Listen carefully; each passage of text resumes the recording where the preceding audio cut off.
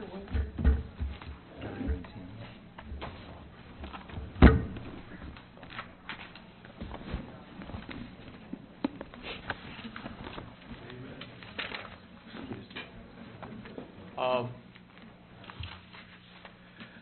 Let's call to order the Pinellas Suncoast Transit Authority Board of Directors meeting of August 26, 2015. I'd like to ask all of you to rise, and then our Vice Chairman, would you lead us in a pledge? As we rise and have a moment of silence, I think it'd be appropriate for us to reach out in our thoughts to Commissioner Welch because of the tragedy that happened in his family last week. So.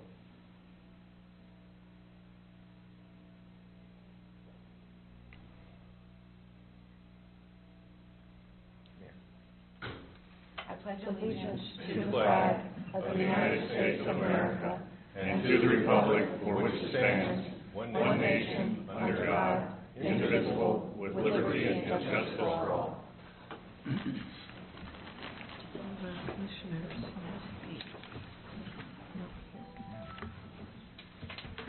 Thank you.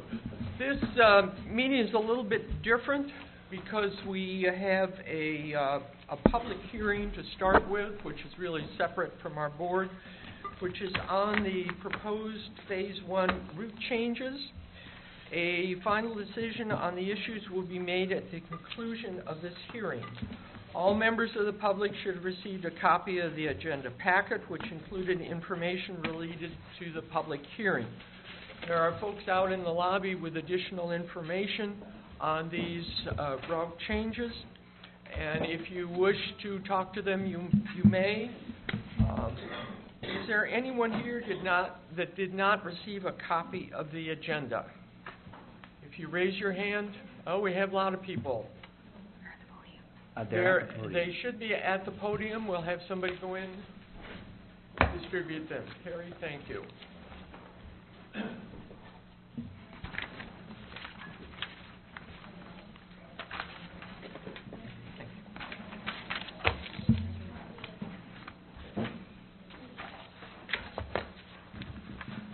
Individuals wishing to make a presentation today are required to complete a yellow public hearing speaker card. I have a whole pile of them.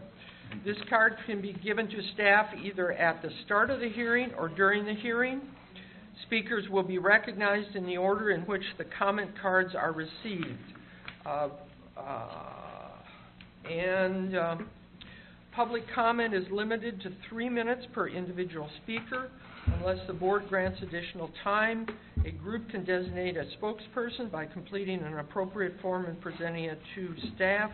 The spokesperson can then speak on behalf of the group, addressing the board for 3 minutes for each member of the group present in the audience who waives his or her right to speak up to a maximum of 10 minutes. Presentations will be limited only the subject for which a public hearing is being held. The public hearing will not be closed until all individuals so desiring have had an opportunity to make a presentation. Again, please raise your hand if you require a public hearing speaker card and have not filled out one of these, and one will be provided to you by the staff. I don't see any hands up, so thank you. We will start with a staff statement for the record. Okay, good morning, everyone. Thank you for coming.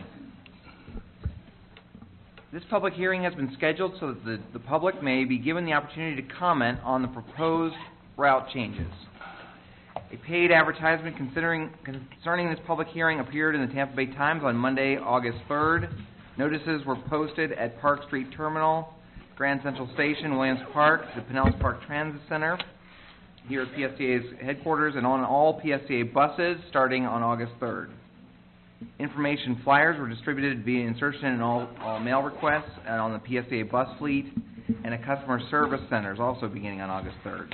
A press release was announcing this public hearing was emailed and faxed to the news media and PSCA's email list subscribers on August 11th. A notice requiring the public hearing was posted on the PSA website on August 3rd. In addition, we have hosted 5 workshops that I recognize many of the folks that are here also attended those workshops. To date, staff has received 68 comments concerning the issue. Those are including at the workshops. The comments will become part of the official record and are available in the board members' board packets and at the hearing for your review.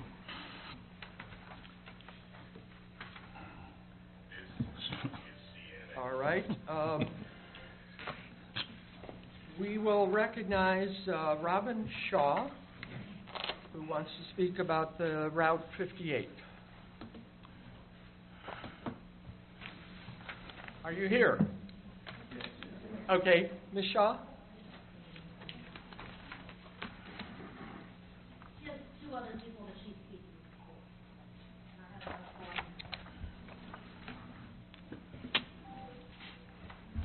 take all the minutes that I'm allowed. I do have Tourette's, Shaw, and I can you apologize. Speak I have into Tourette's, the and I'm microphone. very nervous, so I apologize.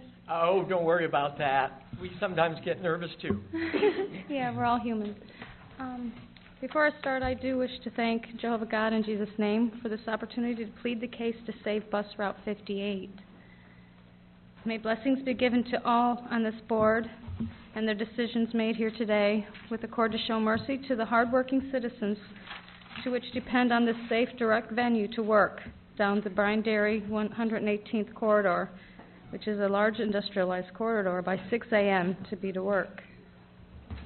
To the nursing home on 102nd, the hospital, the MRI Imaging Center, the Bill Young Rainey Star Center for local UAW 298, and a few of my Raytheon employees, as well as the HIP Promotionals on Bryan Dairy Road, Thomas Sign, an awning company on 118th Avenue, through the Carillion, which today I've managed to meet a lot of my bus family, the fellow riders on the Route 58, down to Gateway Mall, which was a wonderful experience to see that and maybe go down to see and enjoy spending some money at TJ Maxx, and back home without any prejudice.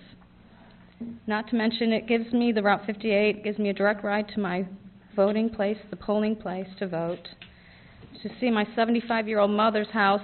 She lives off 49th Street.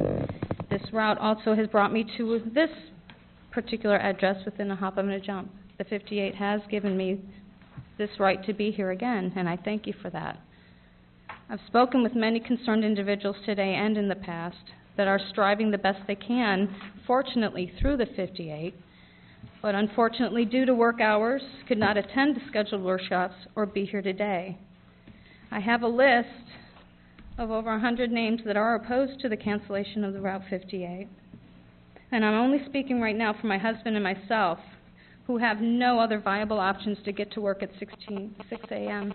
due to some lucky individuals able to afford college with its subsidized fares to get the rearranging of an already standing room only Route 18, and the more able-bodied lucky ones that have rallied their salaried co-workers to these workshops to form a new expenditure of proposal to us to shuttle to get those few to their direct workplace off of the Starkey, between the Starkey and the Bryan Dairy corridor there on Belcher and Bryan Dairy. So now, how long before those monies are too tight again, before that little Band-Aid, that little fix is going to be too much due to expenditures that have absolutely no direct link to actually transporting citizens in this community to A and B, such as the real-time bus line info. How much to install and maintain that system has helped one person get A to B, only by informing, yes, your bus is late, not whether it's broken down or if it's even coming. Go figure. That's why I text that number, but I was told the last time I texted to see how much, this beautiful system is that you've given us that doesn't give me to A and B, but does give me an information whether my bus is late. After 3 uses of this particular real-time bus line info, I now have received the information that it was texted to me that my subscription to PSTA has been canceled and no new messages will be sent to my phone. So now this expensive situation that has been voted in and is being utilized now and managed monthly no longer works for me. And others that I've talked to today, same thing. And I'm asking right now, why? Why? Can we not discuss, instead of canceling a bus route, utilizing maybe a short bus or or an express line Route 58. It's easier to keep a system that does not actually get a body safely through traffic to travel to the only job I've ever worked for almost 30 years with my disabilities. I have written to you how many they are, and I don't wish to lose that. But also, as to my husband, he works at ComEd Limitech that is also served by the 58, which is on the 58 route, direct. I'm Brian Derry. He will be forced to ride a bike both to and from work now, as the hour-long transfer wait at the peak traffic hours is no longer. Is actually longer than the sweaty half-hour drive to get home. Without a complete dedicated bus line through this county, this is a very real concern of mine. I think that to provide safe, viable public transport is a blessing we have had for 6 years on the Route 58. Please do not remove this route from operation completely. I've had people today tell me that this is their only means of transportation to get to work.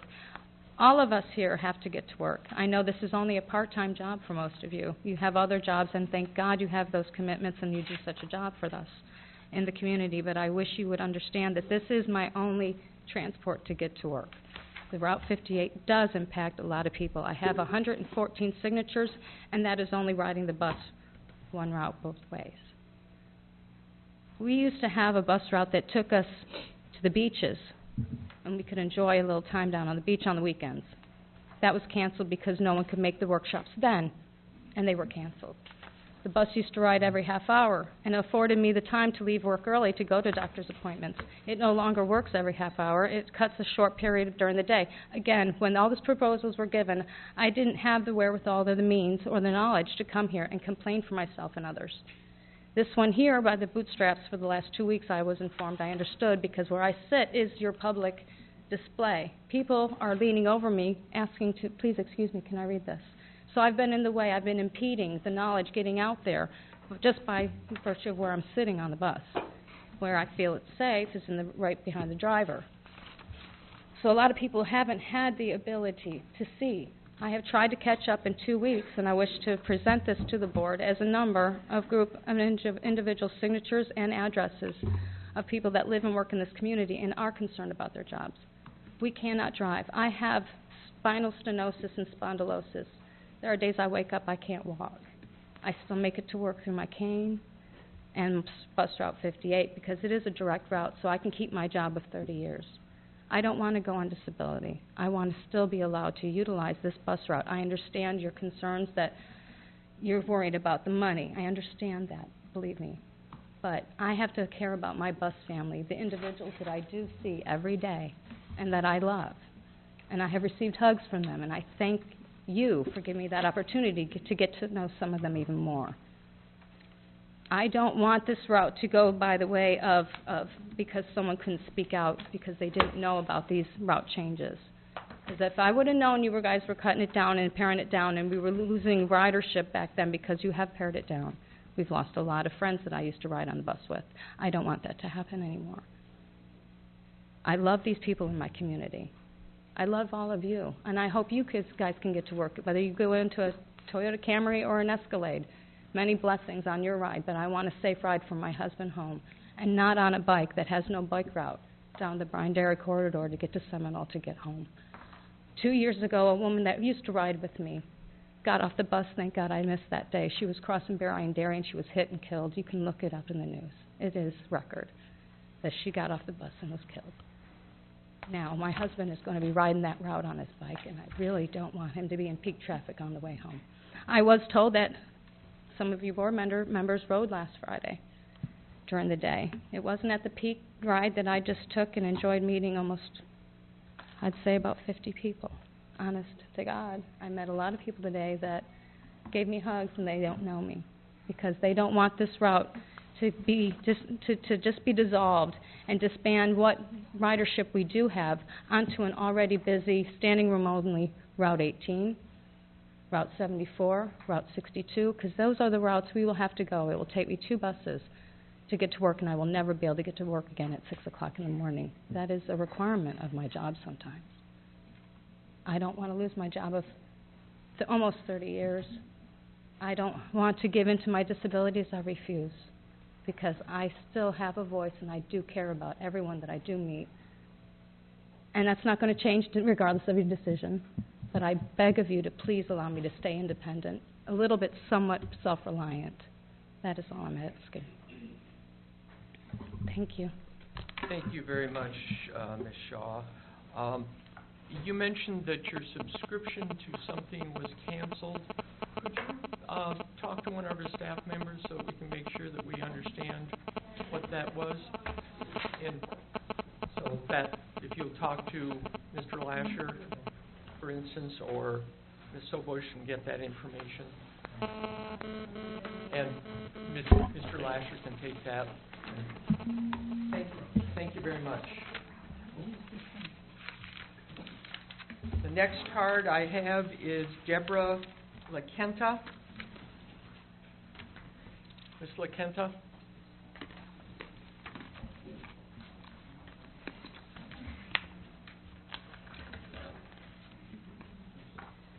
Good morning. My name is Deborah LaKenta. I'm the Director of Transportation at Neighborly Care Network, and I'm the Chairman of the Board for Tampa Bay Network to End Hunger.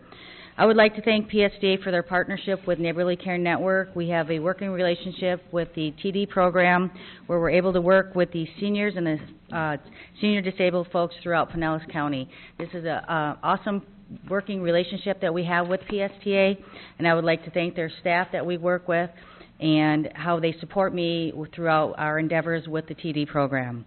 I'd also like to thank the board and have them consider in the future the UPass for possibly high school kids in Pinellas County. So next summer, when the kids need to get to the break spots, they're able to get to the break spots so they can have their meal throughout the summer. We did have 8 students this last summer, that were giving bus passes, courtesy of Councilman Nurse from St. Pete. He sponsored those 8 trips, and we will be getting feedback from those kids, how they were able to get to break spots and eat. So again, what I'd like to just do is thank PSTA for their partnership with Neighborly Care Network and look to the future on what they could do for the kids in the summer. Thank you. Thank you very much, Ms. LaKenta. Next person I have is Janice Pate.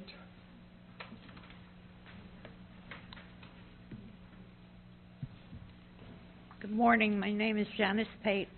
I live at St. Giles Manor number 2, which is a block and a half off of Park Boulevard, also known as the Daytona 500.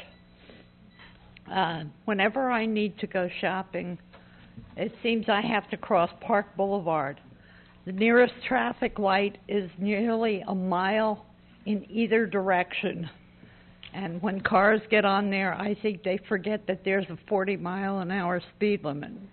Now, I realize PSTA has nothing to do with the traffic control, but there needs to be a way that we can get across that road, either by providing a shuttle that can pick us up at the corner of where we live or in front of our own building. St. Giles 1 has a bus stop in front of their building to get us to the transfer point. But since I've moved there, I rarely get to go anywhere. I used to get on the bus in the morning and would ride all over the place. Now I can't do that anymore. Because of the fear of getting hit by a car crossing the street. It would be nice if we had some sort of shuttle that could at least get us to the transfer point on US 19 and Park Boulevard, so that we don't have to cross Park Boulevard, especially during rush hour. Thank you very much. Thank you, Ms. Pate. Next person is Jackie Singleton. Ms. Singleton?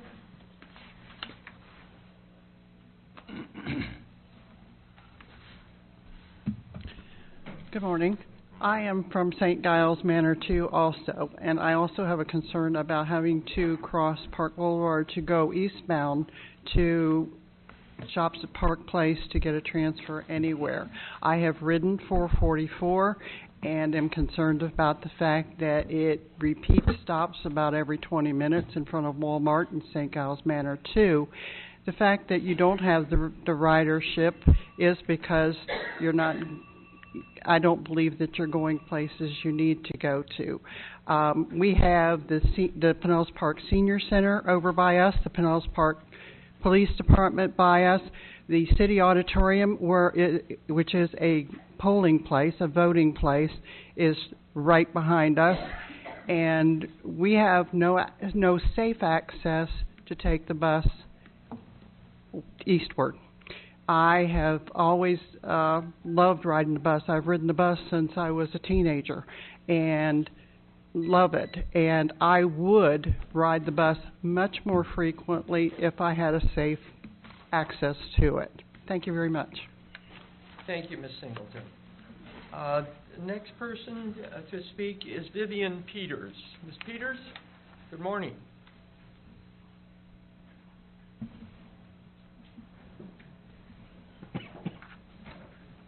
Heather, could you help her lower the mic there?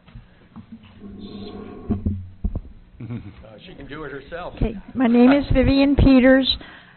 I have watched 444 cobbled together, grown like Topsy with no direction.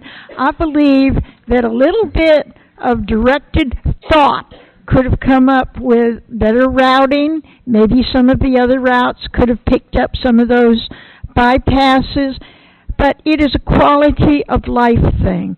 You're taking away the transportation that individuals have, minimal transportation, and you're not coming up with something better. You're coming up with something, a little bit of patchwork. Well, they'll be able to go to the grocery store once a week.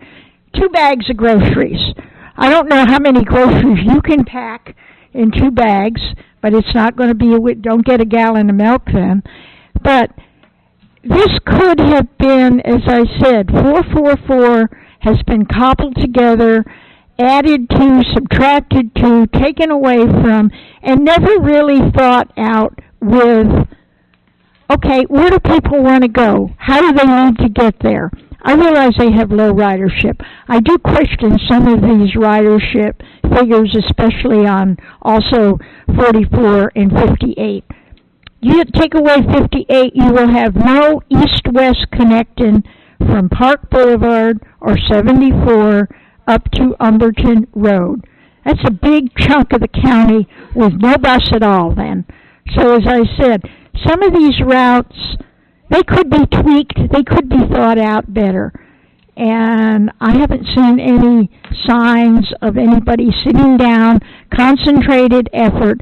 Okay, how can we improve this? How can we make it? A lab rat wouldn't be able to get through 444 to find a piece of cheese from one end to the other. I mean, the SPCA would be getting on to you for cruelty to lab rats. So as I said, it could be fixed. It could be improved. It really would take some thought and, you know, maybe better ideas. I don't know. But, you know, and people can't get to these meetings. Oops, I don't know what happened. People can't get to these meetings. They can't get to some of these things because some of them work. They have other places to go. And I mean, this is only during the week. Forget the weekends. If somebody wanted to go someplace on the weekend or wanted to go someplace in the evening. So as I said, it's a minimal service, but at least it's a service that people need and enjoy. And as I said, there are people that work. There are people that have places to go. So I think it really needs to be better thought out. Thank you. Thank you, Ms. Peters. The next person that wishes to speak is Christine Lester.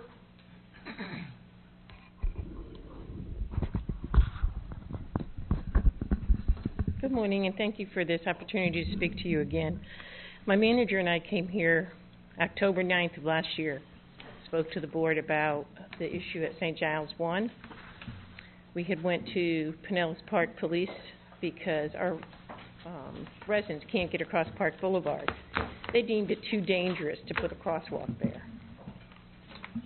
We turned in over 500 signatures to expand the 444 by placing a stop, at our building. We were told, oh, somebody will be out, you'll talk to somebody in, February, June, and October. Never heard anything. I called and I called and I called. Finally, Bob Lasher called me a couple weeks ago, or last week, told me 444 was being canceled. I said, it's being canceled? Y'all didn't even try the route to increase the ridership. How come you're canceling it? He says they decided to cancel it. Call Gulfport. Call Gulfport. What's Gulfport going to do for us? Well, they have a shuttle that maybe they can help. Well, Gulfport is for Gulfport. Neighborly Senior Center is phenomenal. They come out twice a month to bring the residents to the grocery store. They can bring 2 bags back with them. If you're sick that day, no groceries. My thing is, we put a shuttle up in North County. I'm sorry, I'm very nervous. To bring these people to the bus. Everybody here is almost a senior. What are you going to do? You're one day from being in the same boat. How can you help these people? If you don't help them, you're not going to help yourself. My suggestion is you put a shuttle there, like you put a shuttle in North County. It may be a low-income senior housing, but they have needs. They don't have other transportation. Help them. I urge you to put a shuttle there and see what happens. Do like the last lady said, expand the 444, give it a chance. It doesn't need to go to Walmart 20 times a day. Twice a day, put a shuttle that'll come in, pick them up, get them safely across Park Boulevard down to Pinellas Park. They don't need the ride home. They need the ride to get to the transit center. Get them there safely. Save a life. Because what are we going to do when somebody gets hit crossing Park Boulevard? Are you all going to feel it? Because I will. I feel for every one of these people. Take care of them, please. I urge you. Thank you very much, Ms. Lester. Mr. Johnson, I need to ask her a question. Okay. One of the proposals has been to use Neighborly, and I know they brought you here this morning. Right. How much does it cost people that are in low income? I used to run low income housing, so I understand what the budgetary restraints are. Well, Patty, it doesn't cost anything when they bring us grocery shopping, and I am blessed to have Neighborly do that for us. But if they need to go to the doctor, we can't get doctor's appointments because it has to be before 2 o'clock, and the appointments don't get out until afterwards, so they're stuck with no transportation to get back home. The Easy Ride system is great for affluent people, but you have people here making $733 a month. That pays everything. How are they going to pay $25 for an initiation fee plus mileage charge to get to a doctor that's 20 miles up in Seminole? You know, it's just not conducive for low income. You know, and you don't know what's going to happen to you tomorrow. You know, we all could be on disability tomorrow. And it's not that much money to live off of. And with the disability comes an inability to drive, inability to access things. Just a thought to think about. Thank you. Thank you so much for sharing your thoughts. I can tell you're very passionate, very concerned, and a good advocate for the people that you represent. Thank you. Thank you. The next person that submitted a comment is Robert Snell. Mr. Snell?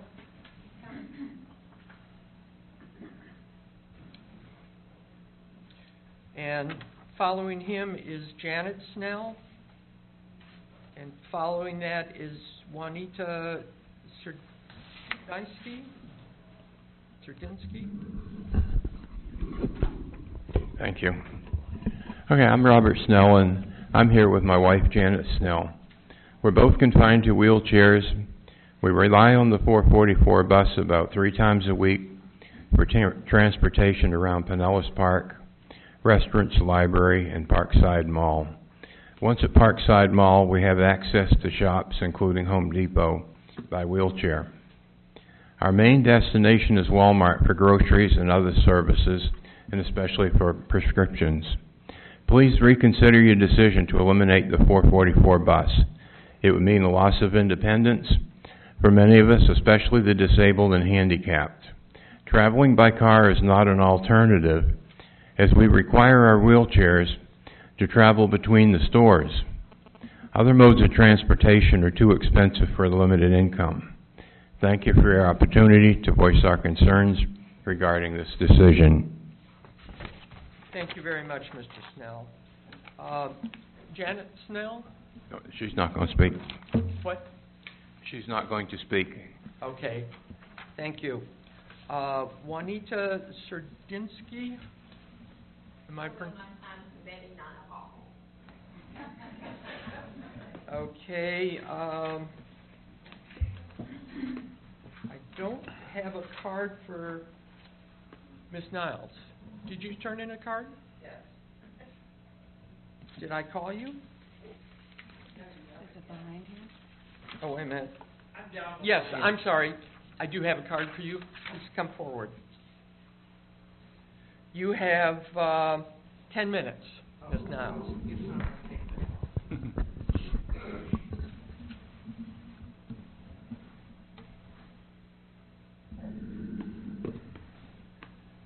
Good morning to everybody, and thank you for the opportunity of being here. I want to take this time to represent the people that ride the 444. First of all, most of us are low-income people.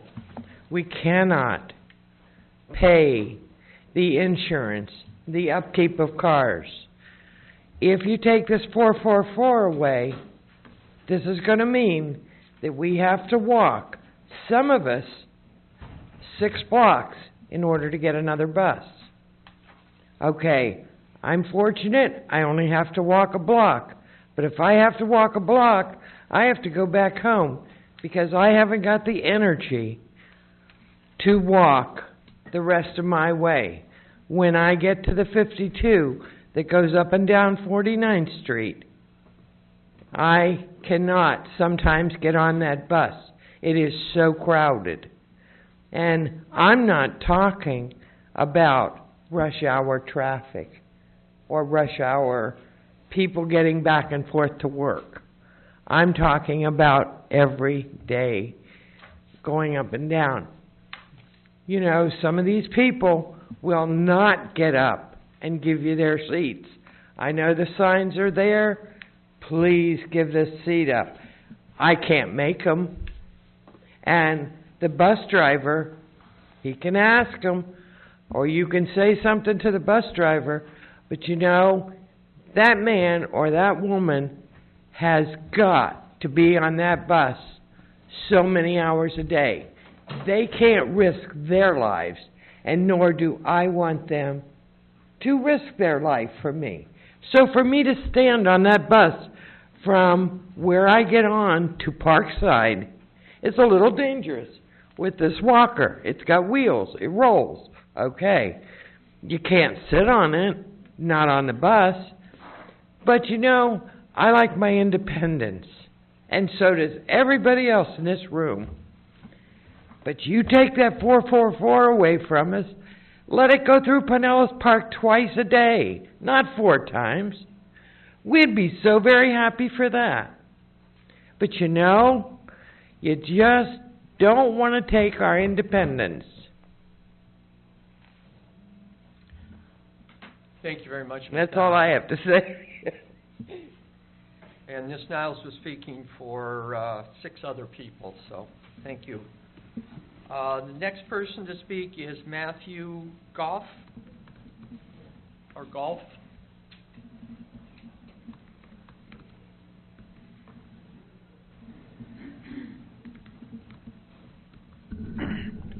Good morning.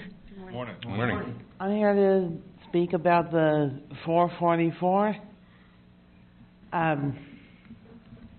If you take the, first of all, obviously I have visual problems. You can see the white cane. I live close to the Route 79, so I know there are other routes. However, the places that I shop at the most are not along the Route 79. If you take away the shuttle bus, I would have to make transfers, and my visual impairments make it difficult to transfer between other buses.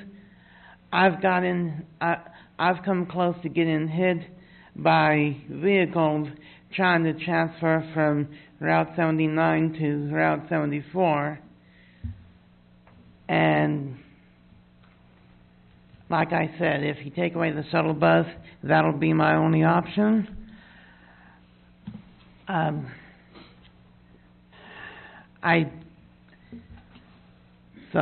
hope you reconsider and keep the Route 444. Thank you. Thank you very much, Mr. Goff. Next person to speak is Robin Schwedo.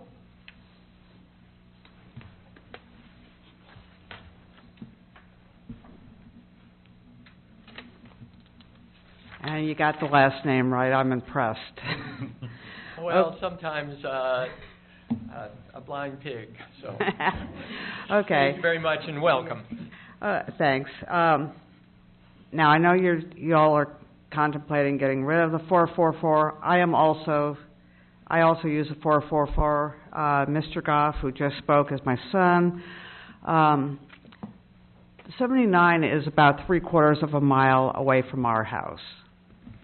It might not seem far, except my son, besides being visually impaired, has cardiac problems. And we had this recent bout of lovely weather called rain for 3 weeks. Try walking 3/4 of a mile in the rain when you're visually impaired and have cardiac problems. Loads of fun. Yeah. I'm also visually impaired. I'm finishing up my master's thesis at USF St. Pete. A couple of times I have taken a cab from my house to USF St. Pete. $30 a pop. Yeah, I can get on DART. I've been told that because I am only visually impaired, I can't get DART, which is a bunch of manure in my book. But the other thing is, I can either take the 444 to the shops at Park Place and then take a connecting bus, or I can go ahead and pay $30 each time I want to go down to USF St. Pete or to a doctor's office, etc. Also, when my son goes to Walmart, you can see he moves a little slow. I dare say that an Olympic sprinter having to cross US 19 to get to the southbound 19 to get back to Parkside Mall might have a problem. You add visual disability, etc., and you're looking to get killed. There are also people at St. Giles who, if they do get on the 52, they're going to have to, from Publix to come home, they're going to have to cross 49th Street. Try doing that with a walker, etc.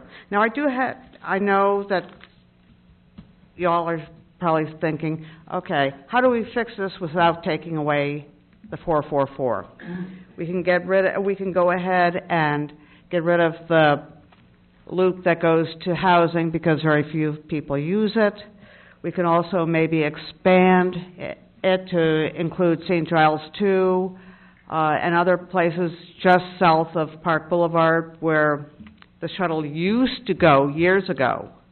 It used to go down 70th Avenue. No reason why you can't expand it to include that. Also possibly shortened Saturday route because there are people who do go ahead and work during the week who could use it. Thank you very much, Ms. Suedo.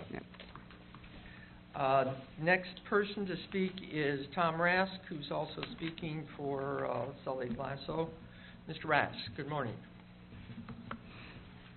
Good morning. Tom Rask speaking for myself, unincorporated Pinellas County, and Mr. Grasso, who lives in Mainlands, where 444 goes by. And you're not going to get the opposing view. I sincerely empathize with all those who've spoken here are opposed to the cuts. My own experience when I was in college was there was a, net memory serves, a 635 bus and a 918 bus. And those were the choices, and this was in Pittsburgh. And if you didn't catch the last one, which sometimes was early, by the way, you were on your own. I've been there. It's no fun. I also, this month, rode on August 10th a PSTA bus. It got me there safely and on time. But the people speaking today also have to contend with some of the clientele on the bus, which includes convicted felons, alcoholics. I experienced both on that bus ride. I have no complaints. These people don't bother me, but it's a daily occurrence. So again, I empathize with these people. I have an immediate elderly relative in my family who soon won't be able to drive for reasons of not being able to afford it. And she lives south of Walsingham on 113th. And I've walked that route from Ulmerton, 113th, down to there because there is no bus there. There are no buses at this location. So this relative's choices will be to move, to get help from a family member, or make other arrangements. But the deeper problem here, why we're having to make cuts, is because there's no money. And we have no money because, and I'm not being ideological here, we have no money because of central planning. Central planning created this problem, and central planning won't solve it. If you follow what's going on in the world, China, Brazil, we see things coming to a head. We're in a recession. You haven't heard it announced yet, but we are in a recession. And you're going to have to make cuts. And if you don't want to make cuts here, you have to ask yourself, where are you going to make these cuts? Specifically on the 444, PSTA had years to tweak these routes. And they either failed to tweak them, or demand failed to materialize for these routes. That's shown by the data. I also want to comment more broadly on why are there 10 phases to this plan. This is phase 1. This is agony listening to these stories of people, how they're going to be affected. Do we really want to prolong this? Why are there 10 phases? And over how long a time? What's the purpose of that? I'll wait until the clock resets. Polk County also had a failed referendum last year. They've already had their public hearings. They've made all their cuts. They were implemented by July 1st. I mean, with all due respect, it seems like this is a plan to keep certain people in management employed for the next 9 phases of these cuts. I say make all the cuts you need in 1 or 2 phases, preferably 2. You're already in phase 1. Make these cuts. The only comment I can make, and I'll talk more about it later today, is that there are perhaps other cuts that are more deserving. There are other routes that are more deserving to be cut, like the Safety Harbor trolley, and that maybe you can recover some money by contributing less to some of these trolley routes. I sent you an email about that. The ridership's up, so the fare box is presumably up on those trolley routes. There should be more money there. Why are you contributing the same or more as last year? But my overall message, and I did put that into writing, with respect to those who are opposed, is go ahead and make these cuts. Thank you. I got a question, Mr. Chair, for these opposing. I got one question I got to get some clarity on, please. Mr. Rath, if you would. I think it would be better, we've got a long meeting today. I need to ask this question, please, Mr. Chair. He made a statement, he needs to clarify. Just one question. Alan, please step in. Well, you just let Board Member Patrice ask a question, so we can ask questions or can we not? ask questions. I mean, I'm trying to be clear. Our rules are not, we do not get into a dialogue with members. If you have a question of a fact that was presented, Yes, I will recognize that. okay. But I would encourage all board members to be very brief here. My, We do have a long meeting. my only question, Mr. Rash, you made a comment just now about those people. I I'm want sorry, you to I clarify that if you I have could. to object. I have to object to this. When you, I Because- just, as a board member Alan? sitting here, I want you to clarify what you meant by those people. Only Bill can do that. Excuse me, I've lost control here.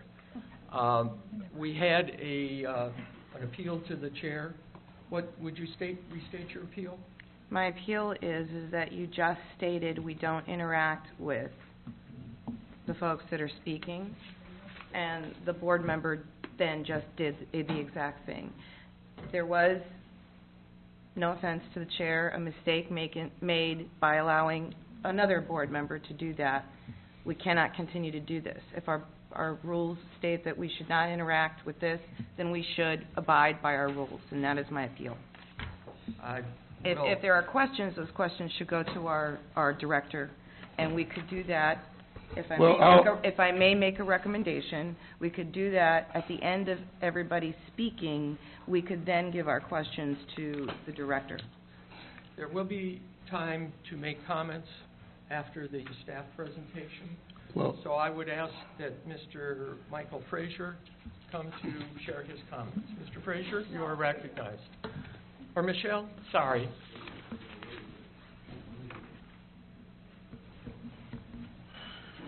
Ms., okay.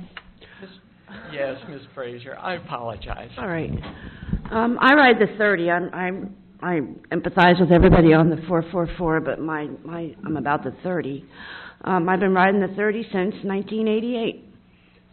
In various places I've lived, I've had cars, and I've not ridden for a while. My father was a bus driver. I've been riding buses all my life. I am very concerned about you taking the 30 away. When the 30 used to go to Williams Park, it was a pretty busy bus. You took it away from Williams Park, and it stopped being busy. Then you stopped, and you cut it off through the middle of the day. So now you have to go in the morning, and you have to go in the evening. You can't, if you got to go somewhere in the middle of the day or come home in the middle of the day, you're screwed. Especially if you have any, I broke my hip last year and had to have a total hip replacement. It was a lot of trouble trying to get somewhere when the 30 wasn't running. A lot of trouble. It could happen again. Things happen, and none of you ride the bus, I'm pretty sure. I would probably venture to say not. But if you don't ride the bus, you don't know what it's like out there when you need to get somewhere, when you can't just go out and jump in your car and go. That number 30 is the only way I've got to get to my connecting bus to get to work in the morning. The only way, without walking about 5 miles. It says, oh, you can go down to 38. Well, you know what? Then I got to leave my house at 5 in the morning and walk through a neighborhood that's not the best in the dark. I don't really like walking in the dark. I try to be home in the dark hours, but that's what's going to happen if you take away the 30. I hope nothing happens to me when I do that. I also think that a lot of these routes should be done over. I think the whole total bus system is out of control. I think that it was designed 30 years ago, and maybe it worked back then, and it doesn't work anymore. None of the buses connect the way they're supposed to. You get somewhere like the minute after the bus went, and not because the bus is late, but because that's just the way it's designed. I think people who ride the buses need to go around with somebody and make a whole new bus system. I think you guys need to do it. If you're going to put money somewhere, that's where you should put it. I especially don't like the fact that you're getting rid of my bus because it's going to save y'all money. Fire somebody, okay? I don't care. I need my bus. I need to get to work every day.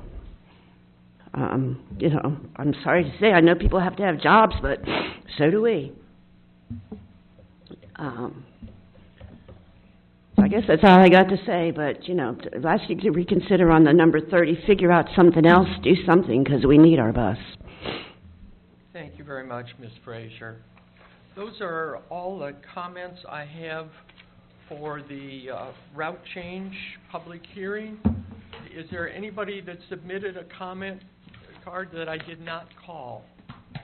I don't see any hands raised, so we'll close the public hearing portion of this and go to a staff presentation on the budget update and the alternatives identified. Mr. Miller, good morning. Good morning, members of the board, and thank you, everyone. My name is Brad Miller. I'm the CEO of PSTA. I'm going to give a brief overview of why we are making these proposed changes, and then Heather Sobush is going to walk through what I think is very important information for you about the alternatives that we have identified for each of these services, each of these routes. I am very, very thankful to everyone who came out today, and I understand very much the concerns that you have raised. I am also thankful that you came, most of you that I see in the audience, did also come to a public workshop where we had an opportunity to speak one-on-one to our route planners and our customer service folks, and Ross Silvers, our mobility manager, about how there might be another way, another option to get to where you need to go. On page 7 of your board packet, and also at your places, is a brief budget spreadsheet that looks like this. On this page, you will see the reason that we are making these recommendations to adjust these routes. The first column on the page is called FY16 Proposed Operating Budget, and this is dated 6/19/2015. This was the budget I presented to you back in June, the recommended budget for next year, that included these route adjustments. As you can see, the operating revenues minus operating expenditures generates a surplus of $2.910 million. You see that number, $2,190,855. Approximately a $3 million surplus for next year.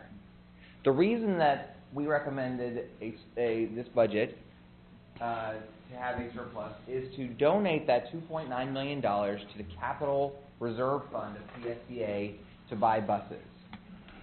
PSTA has, for a long time now, recognized that the federal government, which previously bought all of the buses in PSTA's fleet, has substantially reduced the amount of funding for buses across the country, but including PSTA. And your plan that you adopted, that we worked very hard over this springtime to come up with a new plan, a path forward, in light of, without the Greenlight Pinellas plan passing, called for the funding of buses with local funds for the first time ever in our history. Without that, we would be having even more cuts to make, but by allowing us to have using local funds to fund our capital plan, we are now able to recommend a 5-year balanced budget, which is also at your places and on page 8. The green columns show a balanced budget for the next 5 years. That's the first time that I've been able to stand here and present a 5-year balanced operating and capital budget to the PSTA board. So that is a very great accomplishment. Now, what that requires is shown on the bottom of page 7, or at your handout. 4 things, 2 of which are on your agenda for today: the outsourcing of advertising and these route adjustments. In addition to that, you're going to see there's the fare adjustments, and we recommended adjusting the ad valorem tax rate. Now, as I told the Planning and Finance Committees last week, I'm very proud. We constantly look to save money within the budget, and we recently noticed that diesel fuel prices have been plummeting over the last couple of weeks. And just about 2 weeks ago, we were able to lock in diesel fuel prices at substantial savings for next year. So you can see on the second column there, dated 8/19/2015, that now if we assume the diesel fuel price savings, the board now has options. And I appreciate, with this room full of public comments, this is a very tough decision for the board. And we want to provide you with options. I would recommend that we move forward with donating $3 million to the capital plan, the capital replacement bus fund, as we had been planning all along, but avoid, and I'm not sure, but If you have a cell phone, please keep it away from the microphone. Thank you very much. I would recommend that we maintain our tax rate at the current tax rate and not adjust the tax rate. I'm going to present that to you next month when we have our budget hearings. I would recommend that we move it to you, that we make these route adjustments, because I believe we have identified options or alternatives for each of the routes we're proposing to adjust. And we're constantly trying to work with individuals, with them, to get that information to them. There are options. We are the transportation people for this community. We very much appreciate their concerns, and we want to provide solutions. So with that, I want to just kind of explain why we're proposing this. Let me have Heather come up and just very briefly talk through each of the proposals. Hi, good morning. Morning. Okay, as Brad said, my presentation is focused on bringing back some information to you that you asked for last month, specifically about the history of the routes, and also sharing the alternatives we have identified for affected riders, and then the public workshop information. In terms of the history of the routes, this was provided in your packet, a summary of the route history. As you can see from that summary, these routes have a history of low performance, some going back 30 years in terms of low performance. We have made attempts to improve the routes over the years to increase ridership, but those changes have not been successful in increasing the ridership. In 2008, which is the last time we had the major service cuts, we had a 5% service reduction. There was a scenario for a 7% service reduction and a 10% service reduction. And in those scenarios, the routes 1, 30, and 444 were recommended to be discontinued. The Route 58 was recommended for a service reduction. But when the board approved reductions of 5%, those routes were instead reduced instead of eliminated. We have been, as Brad said, holding many public workshops to talk to riders of these routes. We've been holding them in these communities. You can see the list here. I will let you know how many participants and comments we received at those workshops. And then, of course, today, the public hearing, ending that outreach for these, the route redesign. Moving into the recommendations that are before you today, for the routes 1 and 30, we are recommending discontinuation of the Route 30, and then we're recommending redesigning the Route 1 to be a new Route 22, which would serve 22nd Avenue North between Tyrone Square Mall and 4th Street. This would allow the riders to continue to make transfers to the number of north-south routes that intersect the Route 1 today.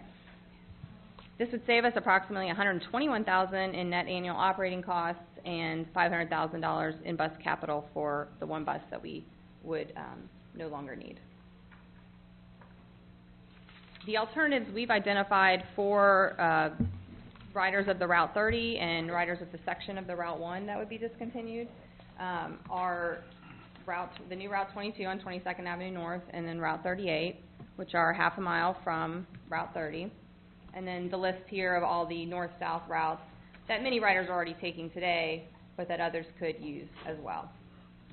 For the section of the Route 1, that's only a block from 4th Street, and we actually have very, very low ridership on that section because most people are already walking to about a block away to 4th Street for that much better service, which is every 15 to 20 minutes. From the public workshop on August 20th that was held in St. Pete, we had 9 participants, and then in all we received 8 comments from workshop participants. Actually, 7 were received from workshop participants and 1 by email. There may have been a few others since then, which would be in your summary. This is as of earlier in the week, as of Monday. For the Route 58, the recommendation here is to discontinue this route and to modify a section of the Route 18 to serve St. Petersburg College Seminole campus. This would save us approximately $242,000 in net annual operating costs and $500,000 in bus capital. Bless you. There are a number of routes that run on the eastern portion of the corridor, from the Carillon to Gateway area, or Gateway Mall. The Route 59 travels the same corridor. So there are alternatives in that section. Along the middle of the corridor, there are numerous north-south, higher frequency routes and routes that run later in the evening that people can utilize. If they need to travel east-west, they can connect on Ulmerton or on Park Boulevard. We already mentioned the Route 18 modification. And then also, we have talked with one of the major employers that has expressed concerns about this route being eliminated, and talked with them about carpool and vanpool options, and shared information with them that they weren't previously aware of about T-BARTA services. So they had indicated an interest in getting in touch with T-BARTA and working on some of those carpool, vanpool options. And then finally, some riders may benefit from DART service. At the August 11th workshop that was held in Seminole and focused on this route, we had 6 participants. We received comments from 6 riders and from that one major employer, which is Think Direct. Moving on to the Route 444, which is our lowest performing route, we are recommending that route be discontinued, save us approximately $121,000 in net annual operating costs and $242,000 for one smaller bus that's used on that route. Alternatives for the 444, we have presented the Route 19 as an alternative for a lot of the riders, Route 52 and Route 74, all of which have much higher frequencies and run much longer hours of service. Neighborly Care Network has offered to increase the service they provide at St. Giles Manor and then also at Crystal Lakes Manor to provide additional group shopping trips, so instead of 1 time a week to 2 times a week. DART service may be an option for riders of this route. And then also the Transportation Disadvantage Program, so providing some of that either lower cost bus passes or lower cost door-to-door service. Brad, earlier in the week, did have a meeting with Uber officials, and we are actively pursuing some kind of subsidized Uber-type service that perhaps could assist some of the riders of the 444. We had 16 participants at the public workshop in Pinellas Park. We have received, as of this presentation a couple days ago, 27 written comments from all sources. And then we also heard from a number of people at our planning committee in September, or I wrote September, but I'm a month ahead, August, in July. The East Lake Connector, also recommended for discontinuation, save us approximately $422,000 in net annual operating costs and $491,000 for the 2 buses that are utilized for that service, those 2 smaller buses. The recommended alternative for the East Lake Connector is primarily an expanded 2-way East Lake shuttle, because we did hear that our 1-way service where you have to live in East Lake and can make a connection through the shuttle at Boot Ranch didn't serve all the needs, so this would allow people to also connect at Tarpon and Huey, and then also connect from outside if they are working within the East Lake service area.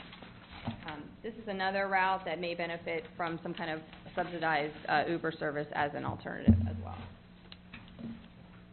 At the August 10th workshop at the East Lake Library, we had 16 participants, and we received comments from 15 riders that would be disappointed in the route being discontinued, and then 1 non-rider who supported elimination of the route. In summary, by approving these recommendations, we'd save approximately $930,000 in net annual operating costs and $1.85 million in bus capital. And now I would, let me get into the next steps. The next steps, following your action today, we would return to a public information phase in the remainder of September and October to inform riders of the changes, and then October 11th would be the effective date. And I'll turn it back to the chair for discussion. Mr. Miller, do you have any follow-on comments? I just also want to express my appreciation to Deborah LaKenta, who's here from Neighborly Care. There are representatives from both Care Ride and I think perhaps Yellow Cab as well. And hopefully folks, as they leave or they already can talk to folks out in the hallway, we provide as much information as we can to make sure people have options. All right. At this time, rather than combine questions with debate, I'd like to go around the board and ask if you have questions for staff, questions only at this time, and then we'll come back to comments and debate. Mr. Newton. Yes, the 444 is a low performing, that's why it's up to be cut. So who is these 100 people they got to sign? Do they ride that bus or? 58. This is the 58. I want to be clear. Also, Neighborly Care Network, we partner with them out of the city of St. Pete, provide Meals on Wheels. They leverage about they pull down $9 for every dollar we support them with, which is a great match of leveraging funds. Have there been any discussion about maybe doing something with them so they can maybe increase their frequency by, we subsidize them a little bit? You're going to save $107,000 cutting that route, correct? And one that services those, I guess, the people in that community. Have we spoke about doing anything that maybe help defray some of their costs? And I can speak to you more about that, but that's exactly what we're proposing. Neighborly Care Network with Deborah LaKenta is what we're proposing. They have agreed to increase their service in Pinellas Park specifically, to replace our service. Yes, PSA also funds that service through the Transportation Disadvantage Program and provides funds to Neighborly Care Network, and I'm very, very thankful that they are able to help us and maybe provide even better service to some folks. All right, other questions? And we will come back to the Transit Riders Advisory Committee for their recommendation and the Planning Committee for their recommendation, but these are just questions on the staff presentation. I think Commissioner Welch, did you have one? Thank you, Mr. Chairman. Yes, and really the same question as Commissioner Newton. I think Ms. Shaw indicated that she gathered these names in 58. I just want to make sure, in terms of our numbers of ridership, how we reconcile the two, because there are more than 100 names on here. I want to be clear what I heard this morning. For the Route 58, over the last 4-month period, our average weekday ridership was 211, and those are boardings. A day? A day, average weekday. So that's boarding, so that might be around 100. Could be less, 100 and something people. And, there may be some riders who ride just once a week or twice a week, not every day, so it's hard to get the exact number. And even at that rate, that's one of our lowest performing routes. Yes, it's our 8th lowest performing. I have one other question, Mr. Chairman. Do we have any specs on the proposed ride sharing with Uber or Lyft in terms of the number of rides, the costs, and in terms of the subsidy? How would we subsidize that? Defer to Brad. So I'll try to give a brief explanation, but I'm glad to kind of go into more details. What I talked with Uber earlier this week was modeled after a partnership they have at the University of Florida in Gainesville, where they provide discounted Uber trips in a certain zone to University of Florida students after, like, at night and on the weekends. And the Student Government Association subsidizes Uber and pays them so that every trip after like 9 o'clock is $5 max on Uber. So based on that, what we're discussing here is doing similar zones like in Eastlake, in Pinellas Park, in other areas perhaps, and then for any trip taken between anywhere and a PSTA bus stop, you could put in on the Uber app, you could put in a code, and then you would have a maximum price of, say, $5 or $6. That would be the cost for the Uber trip plus the PSTA bus route to fare. So that, and then ultimately PSTA would then provide, Uber would send us a bill, and then we would subsidize those trips. They would have to be connected to a transit route. It wouldn't just be every Uber ride. There have been some other partnerships that Uber spoke about that they've done this kind of thing on. So that's the concept. Right now we're trying to get them some information about our ridership in these areas, and then they're going to come back with us and respond to our proposal. Okay, I'd love to get more information as that develops. That means that each of our riders would have to have a smartphone with the app. Well, and then in addition, that's obviously a concern. Many folks maybe don't have that, and so we want to look at ways in which we can provide assistance to customers so that we can, yeah. The ride, okay. Yeah. Thank you. Ms. Johnson? Thank you, Chairman.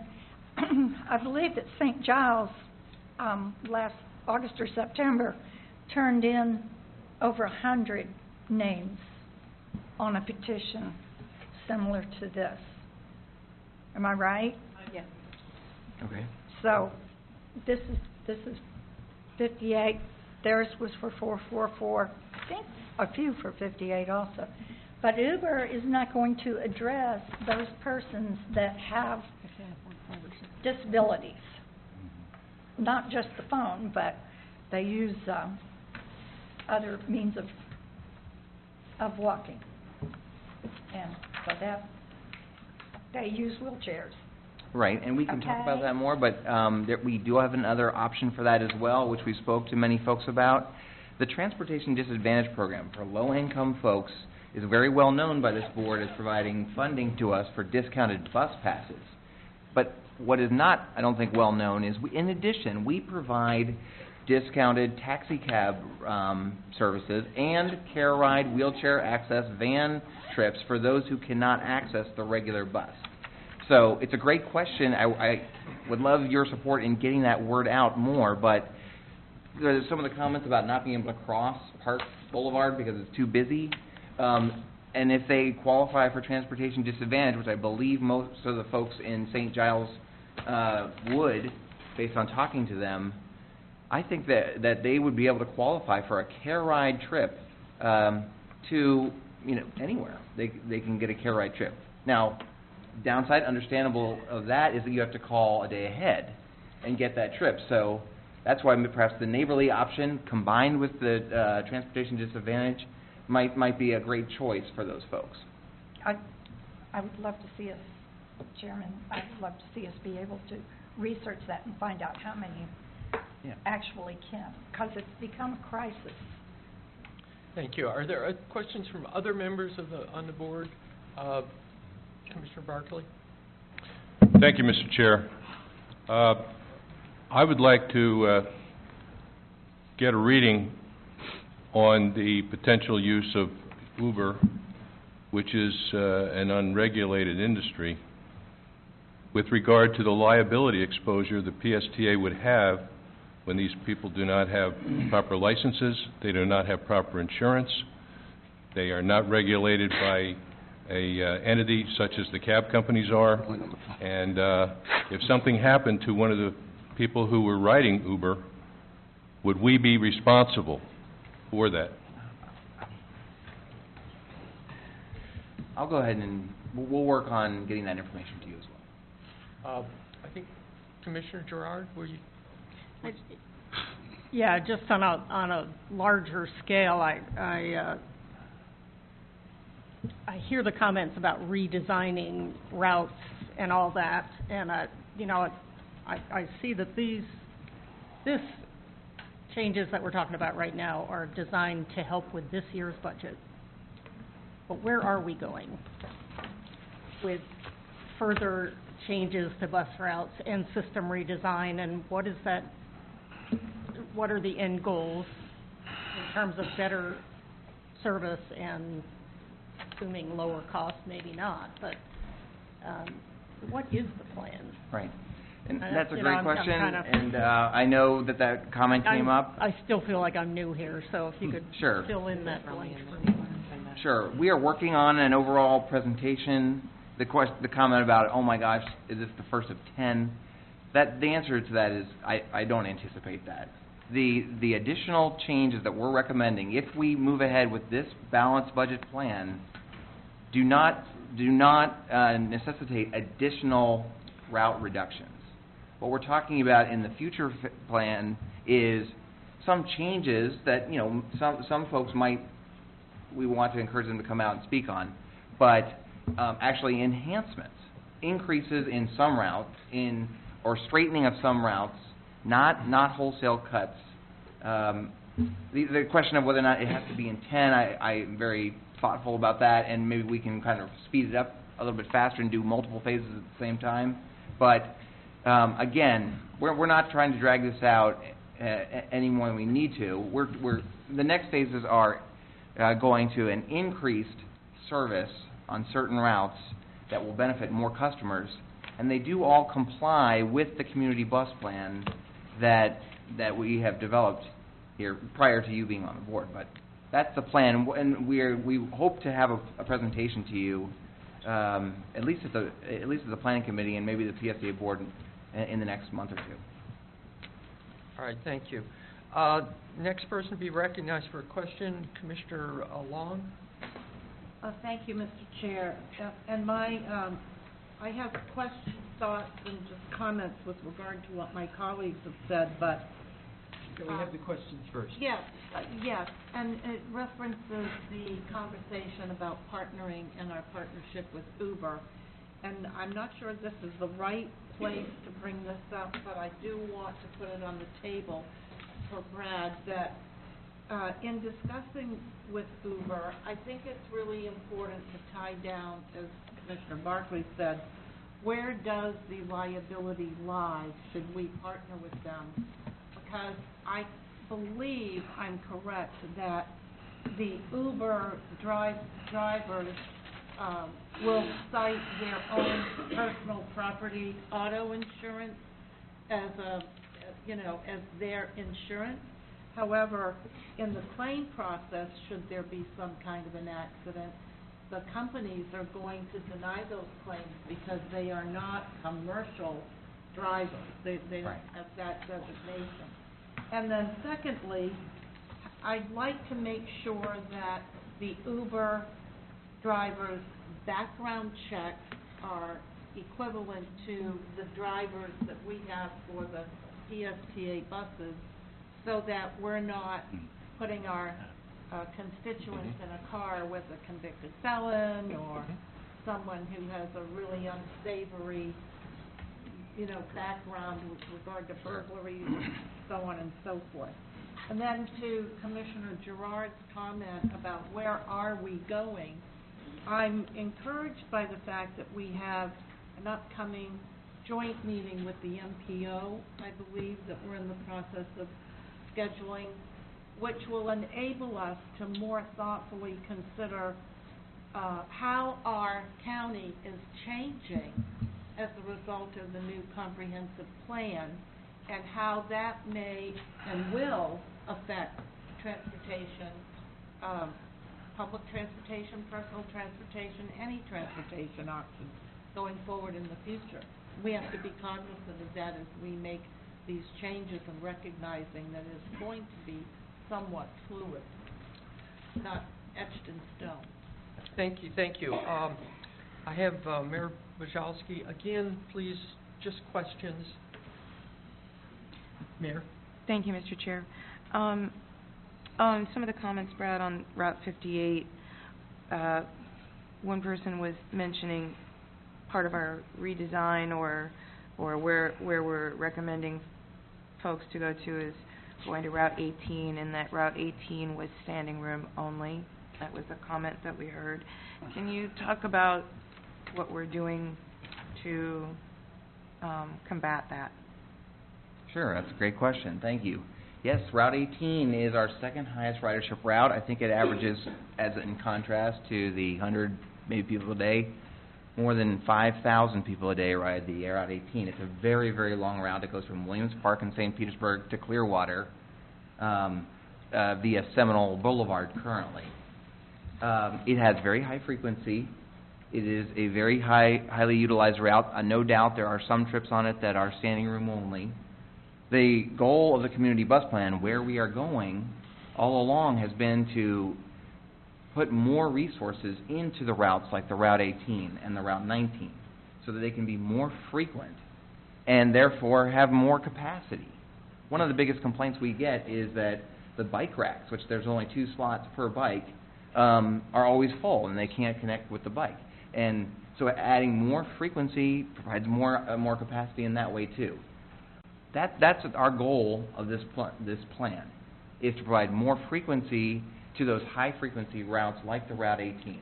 I appreciate that some of our routes do have standing room capacity. We will need to buy a mixture of big buses and small buses in the future, but there will always be a need for high-capacity vehicles for our routes.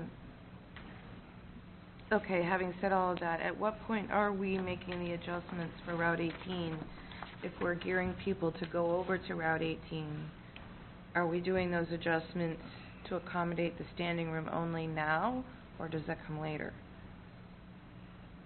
I hear the comment, and we will, I don't know the answer, but I can get that for you, about where the increases in frequency to the Route 18 and the other routes are.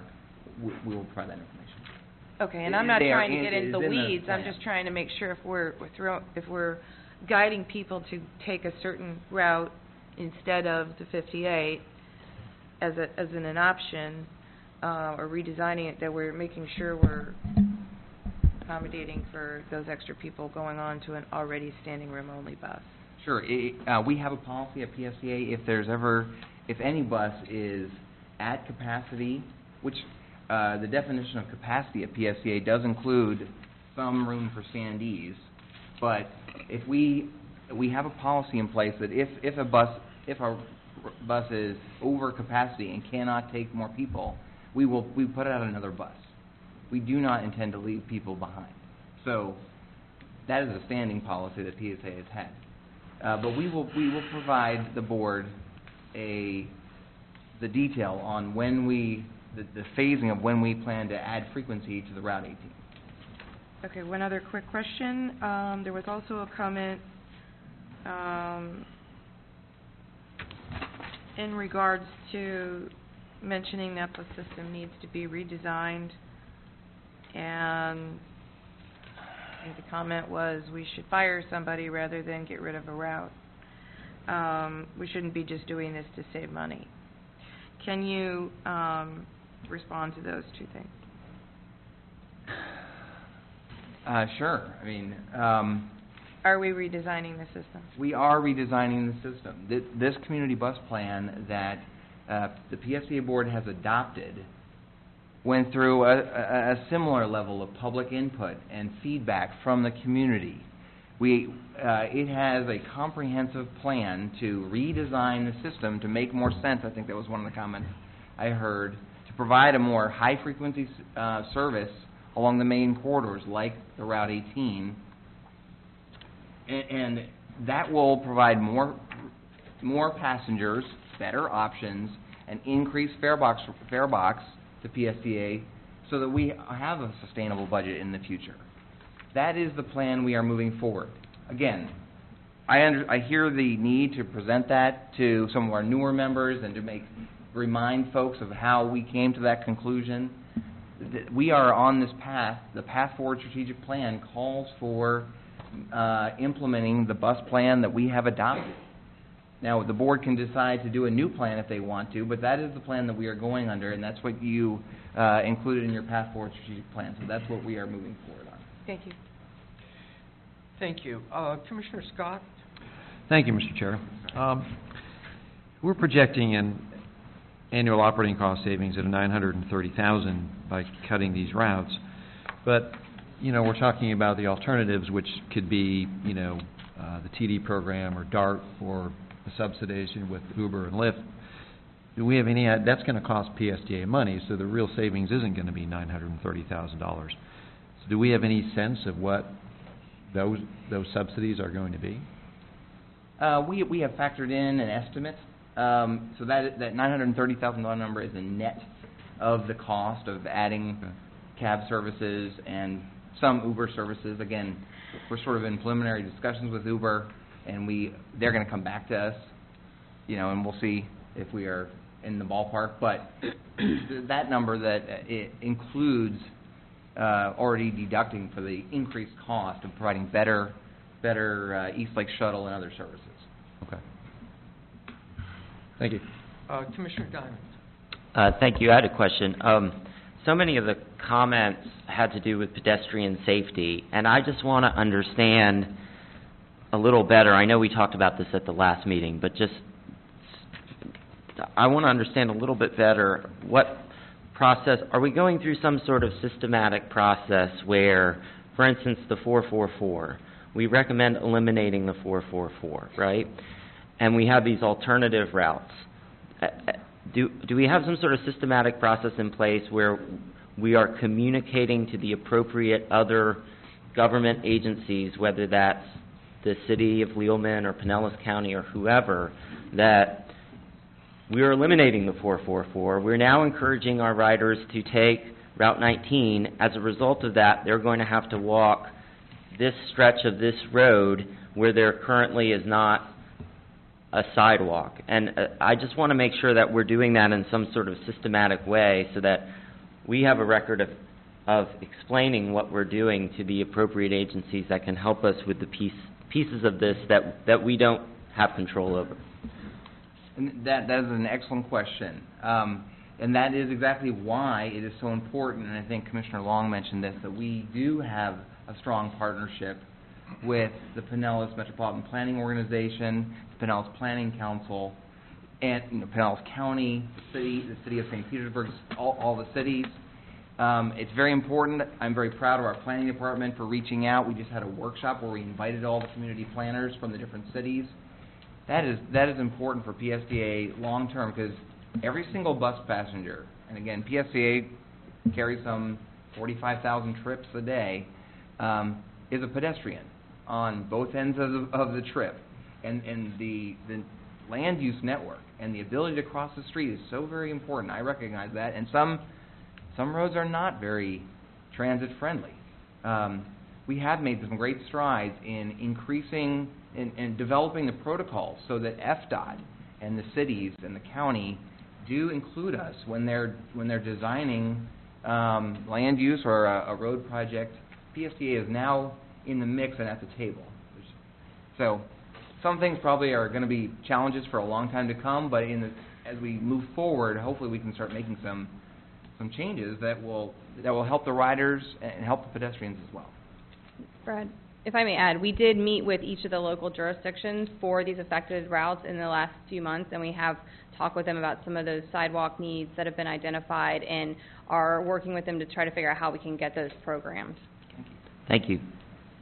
Commissioner Rice? Thank you, Chairman. And actually, that's very similar to my concerns as well. I was distressed to hear Ms. Shaw and other speakers refer to pedestrian fatalities and their fears and challenges with crossing busy roads. So that led me to my question of, this should definitely be something on our agenda with the MPO. I know we recently just heard our crash report a couple of months ago, and as I kind of flipped through that, I saw that 55% of pedestrian fatalities happen when people don't use the proper crossways. And of course, some of these busy roads in Pinellas just aren't pedestrian friendly anyway. And even if you don't have some sort of infirmity or injury or whatever challenge, it's really daunting to try to cross those roads. And I guess what my point is what I've observed is sometimes where we would need to coordinate with MPO a little bit better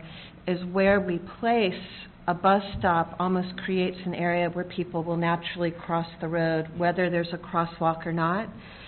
So it seems like, I'm sure that we have discussions with MPO. I'm not exactly sure when or what those conversations look like, but it would be good to put that on our list when we meet with them to talk about where PSTA locates these bus stops and where we can work with MPO and I guess identifying the larger environment where those bus stops are located. Because where I live in St. Pete, I drive down 4th Street North several times a day, and I notice that where people tend to jaywalk and cross the road in the middle of blocks, there's usually a bus stop. Someone's either walking to it or leaving it. Yeah. So. I think that was a question about will we be talking to the MPO. Mm-hmm. I'd like to keep these on questions, and I wrote my name down so that I could ask a question. So I have a question for staff. If you were through with your question. On the 58, the number of riders, when I rode that, there were only 4 people that rode or got on from the mall, all the Indian Rocks Mall? No, Seminole Mall, all the way up to 28th Street. And then there were another 9 people that got on through Caroline. Is the number of the, I think you said 211, is that, do we know, is that spread out through the whole route, or is it primarily concentrated in Caroline? There are a couple areas where that is concentrated. One is by St. Petersburg College. There's a large number, about 31 at one stop and 11 at another stop, right by St. Pete College. And then there is about 13 by Roosevelt and Caroline. And that stop is also served by the Route 59. This is 13 boardings. So it may be that people are taking whichever bus comes first to get to Gateway Mall, because they travel the same alignment to Gateway Mall from that Caroline stop. Thank you. That was my question. Commissioner Newton, did you have a follow-up question? I thought Well, yeah, I was going to ask Brad is, for his liability in Allen, with the cabs that we use, would it be just the same? We have a partnership with taxi cab companies, and we're not liable for whatever happens in their cabs, are we? I'm asking legal, yeah. I'm sorry? I mean, we will look into that. It's an issue we need to address. No, my specific question was the partnership we have with the cab companies right now. If someone has an accident or something happens in the cab, is there any liability on PSTA's part? It's my question. Our agreement with Sure, the Zimmet. thanks. Our agreement with the taxi cab companies require them to maintain insurance, and also require them to indemnify PSTA and take responsibility for any accidents that occur. So we're held harmless. Yes. And another, as part of it, that's a quote, in the city of St. Pete, most of the cab drivers, if they have an incident or a felony on a case-by-case basis, as long as it's 5 years removed, they can possess a license. So to make a blanket statement about you want felons driving people around, I don't think is really active or conducive, because you may have some felons driving cabs. Just want to put that out there. Thank you, Mr. Chair. Thank you. Mr. Holmes for a question. Thank you. Looking at the figures here, Route 444, average daily ridership of 41, I think all of them contacted us that one way or another. And 58, I think we heard from 65% of them. Now, I have to go back to some of the comments we heard today. I think some of these folks think that their world is coming to an end, and perhaps their thinking is justified, but now listening to staff and listening to you, you already got Plan B in the works, and maybe even Plan C. The question is, do they know that? It's a great question, sir. And we have had one-on-one discussions with our planners and other staff to, quite frankly, make them aware of these other options that are out there. We are doing our best. Like Heather said, we now have a month planned out of getting the word out about these different options. I'm thankful to the Neighborly Care Network, because they also will be a great assistance in getting the word out about these options. I mean, Okay, so actually the answer would be no, they don't know about that. I'm not sure if they do know all the options. I agree. Anybody that knew the options were coming? Mm-hmm. I see one hand. Thank you. Thank you. Mayor Beavis for a question, Yeah, and then sorry. we'll go to the track. Just a quick question or more clarity. We're talking about changes to the routes and recommendations. Are those going to happen simultaneously so that there's not a break in service for these people? Yes. Okay, they will happen simultaneously. Ms. Mann, would you give the report from the Transit Riders Advisory Committee? Good morning. Morning. Morning. Morning. Chairman Johnson, Mr. Miller, and distinguished board members, the Transit Riders Advisory Committee, which represents the population of full-time bus riders countywide, received a detailed presentation by PSTA staff regarding the proposed route adjustments at our July 14th meeting. At that same meeting, the committee heard public comment from several potentially affected riders, echoing the statements much like we've heard today. We were concerned by the input we heard and asked staff to identify viable alternatives for transportation at that time. Staff returned to the August 18th TRAC meeting to provide the transportation alternatives to address these route changes that Ms. Sobush presented to the board today. With the identification of these transportation alternatives for the customers of these routes, the Transit Riders Advisory Committee unanimously recommends making these route changes. Any questions? Thank you very much, Ms. Mann. Next, the Planning Committee recommendations, Vice Chair Bujalski. Thank you, Mr. Chairman. The Planning Committee received a detailed presentation of the proposed route adjustments at our July meeting. And along with that, we asked a few questions, as everyone else has. We wanted some information to be provided in our board packets. The first thing was that we wanted to know the history of each route. We wanted to be able to understand when the route was started, what changes have been made to the route, anything that might affect the route. I know we heard several people today talk about, well, it used to do this and it used to do that. We wanted to see that for each route, in which the board has received in their packet and Heather went over. We also asked staff, as I think we all have wanted, is to identify these alternative transportation options. Again, we wanted to do that, as Commissioner Holmes mentioned.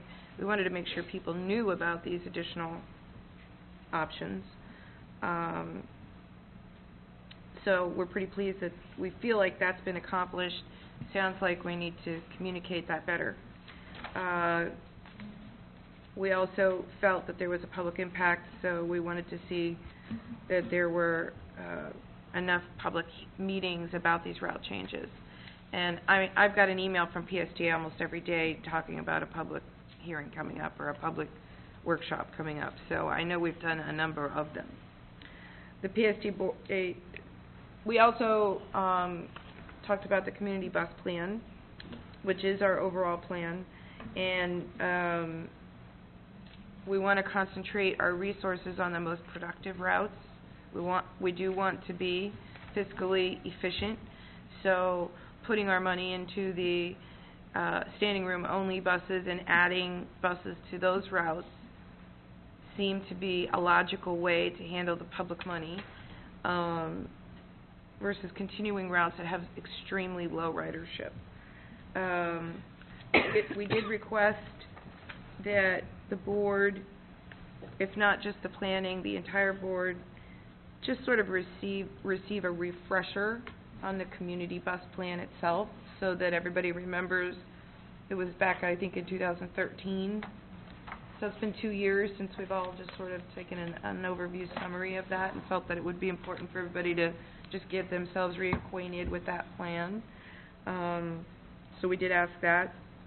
And after all of that discussion, we unanimously recommended to make these route changes. Thank you. Thank you. Before we have debate, we probably need to have a motion. Is there a motion? I move approval. Second. What are we voting on? To make the route changes. So the motion is to make all of the route changes as proposed. Point of information. Point of information, go ahead. Yeah, I just piggyback off of what Mayor Beavis was saying about the input. Is that going to be put before we do this, or is it going to be simultaneous, or how's that going to work, Brad? Because we're voting on route changes, but you got a lot of input. Has that already been incorporated, or everything has been mitigated? We believe that we have incorporated the comments that you've received today and that we received at the workshops into the recommended alternatives that Heather just presented to you. So those alternatives that she mentioned are planned to go in at the same time as the route changes. Are there other questions? I don't have a question, I have a comment. Okay, well, we start with comments. Speaking to the motion. And I appreciate all the work that's been done and everyone who came here today. And to our vice chair, I'm sure it's not going to surprise you how I feel about this. I did vote on the planning committee to bring this forward. But there are a couple of things that stand out in my mind. Number one, and I haven't forgotten the community bus plan. It's ingrained in my head. But what drove us here was a fiscal problem. And certainly from the operating side, we don't have to do any of these cuts. And we still would have the same 5-year forecast, given what's happened with fuel and what's happened with our ad valorem. I still think that we do have to eliminate the poorest performing routes when we can do so and give the folks a reasonable alternative, and that's where I'm struggling. I believe with the East Lake Connector and with Route 30 and 1 redesign, there are reasonable alternatives.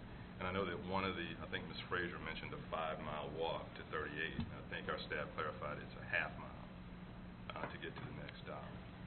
But I think Commissioner Holmes mentioned the phrase "in the works," and that's what concerns me. Some of these alternatives are in the works, and particularly with what we've heard with the 444, with the folks that would have to traverse Park or US 19. I would like to see where we are with TD, where we are with the ride sharing, where we are with the pedestrian crossing. Commissioner Diamond mentioned interacting with our other community organizations, and as you know, I followed up with our county administrator on county funding for 62nd Avenue, which has no pedestrian access, and I think the folks in Crystal Lakes, Yes. would have to walk where there are no sidewalks and there are ditches on both sides. Well, that's in the county CIP for 2022. It's not funded in this cycle of the penny. So I think you've got those realities in a couple of these. And so I won't support the motion. What I would support, eliminating the East Lake and the Route 30, which is about half of the savings. And I'd like to see more clarity on the options for 444 and for 58. Those still concern me. We don't have an overriding fiscal issue at this point to put those cuts in right now, but I'm just not comfortable with the alternatives that we're giving folks on those 2 routes. We've got to get there, but I don't think we have to get there in one shot. I think 2 of the routes have clear alternatives. The other 2, I'm not comfortable telling folks those are going away and here are the alternatives that we're working on. I'm not comfortable with that. Commissioner Gerard? That's exactly what I was going to say, only he probably said it way better than I would have. I'm not comfortable with those 2 routes, the 58 and the 444 being eliminated right now. I think that's what he said. Okay, good. And I will vote against it if that is the motion going forward. Mr. Miller? Okay, I just wanted to clarify, and thank you very much for your feedback, and it is the board's decision, clearly. I just want to clarify, the transportation disadvantage programs that I spoke about are all available today. They are not, there's nothing in the works or proposed changes on the transportation disadvantage. Again, for folks on the 444 who cannot use the regular bus that are low income, which I believe most of the folks, almost all the folks at St. Giles Manor are, and at Crystal Lakes Manor are, they can today get a taxi cab ride subsidized by PSCA for the price of DART, even if they're not disabled. That program is available to them today. It's available throughout Pinellas County, but it is available to them today. The Neighborly Care Network buses that we have identified as an alternative have been committed to start on October 11th when if the board votes to change these routes. That service is available today. It's not in the works, so to speak. The only thing that I would say, quote, is in the works is the supplemental partnership with Uber. Obviously, we need to work that out. But all of the programs on transportation disadvantage, on Neighborly Care Network, on DART are available today. I believe Commissioner Holmes was correct in that many of the folks are not aware of those different options that are available today. But again, it's a vote of the board. It's clearly a choice you have to make. Can I just follow up, Mr. Chairman? I'd like to follow up on that, too. Because it was a response to my comment. Well, Commissioner Gerard had also asked for a response. Oh, okay. So let me- He's probably gonna say since it it so was her much better question- anyway, but I don't need the pressure. I suspect that there's not a person in the audience that came here from St. Giles that doesn't understand the Transportation Disadvantage Program right now. And takes advantage of it. But what I'm hearing them say is that we're taking away their independence, their ability to get where they need to go. And I'm hearing it doesn't work. There are problems with the Transportation Disadvantage Program. It is what it is. I'm sure it provides a benefit, but it's not a regular bus that comes on a regular schedule and provides what they need. Thank you. Commissioner Welch for a follow-up? She covered it. Okay. Commissioner Johnson? I don't want to disagree, Brad, with you at all. But I am telling you that what Commissioner Gerard just said, Commissioner Welch just said, and what the people that I represent in Pinellas Park and the people, we're talking about St. Giles 1, St. Giles 2, Crystal Lake, and a whole bunch more. And we do serve transportation disadvantaged, low-income housing, public housing, and assisted housing in all those different manners. And what Commissioner Gerard just said is right. They know it better than we know it. And what they're saying is we're taking away their means of transportation, their independence, dignity, and everything else that goes with being elderly and not able to get out of the house and go anywhere. It's wrong. Okay, let me just ask for a process question here. And we've had a couple of board members say they'd like to bifurcate the motion. The motion was for all four of the routes. Question back to the maker of the motion, whether you want to continue it to be all four routes and we can move forward with that, or if you'd like to divide it up. I would be willing to amend my motion, but I want to hear what the rest of the board has to say. All right. If everybody would indulge me in that, see where everybody's going. I'm willing to be flexible. Thank you. Commissioner Newton? Yes, what I'm struggling with is that the fact that a lot of people don't know about the alternatives. That's number one. And secondly, if we took the recommendations in place and they're going to go in effect at the same time we eliminate these routes, when does the sidewalk become a part of that so they can get safely from A to B? Oh, in 2020? That's when we're going to cut the routes in 2020? 2022 is when it's in the county's budget. Oh, it's in the county's plan in 20, okay. I'm just saying, when they say we're moving forward with all of it, that was a major issue, because you do have some areas that have no sidewalks on either side for you to walk, but now you got to walk to get where you need to get to. And if you got a walker or something that you're riding on that can't handle those uneven levels, it makes it even worse. But I don't think that agent in place, you should be penalized for that. That's just what I'm struggling with, because we all got it coming, whether we like it or not. Mayor Beavis? Yeah, I seconded the motion, but I would be willing to support a modification to those two routes. I default to those that are in those districts, and they know the people in the routes and the people.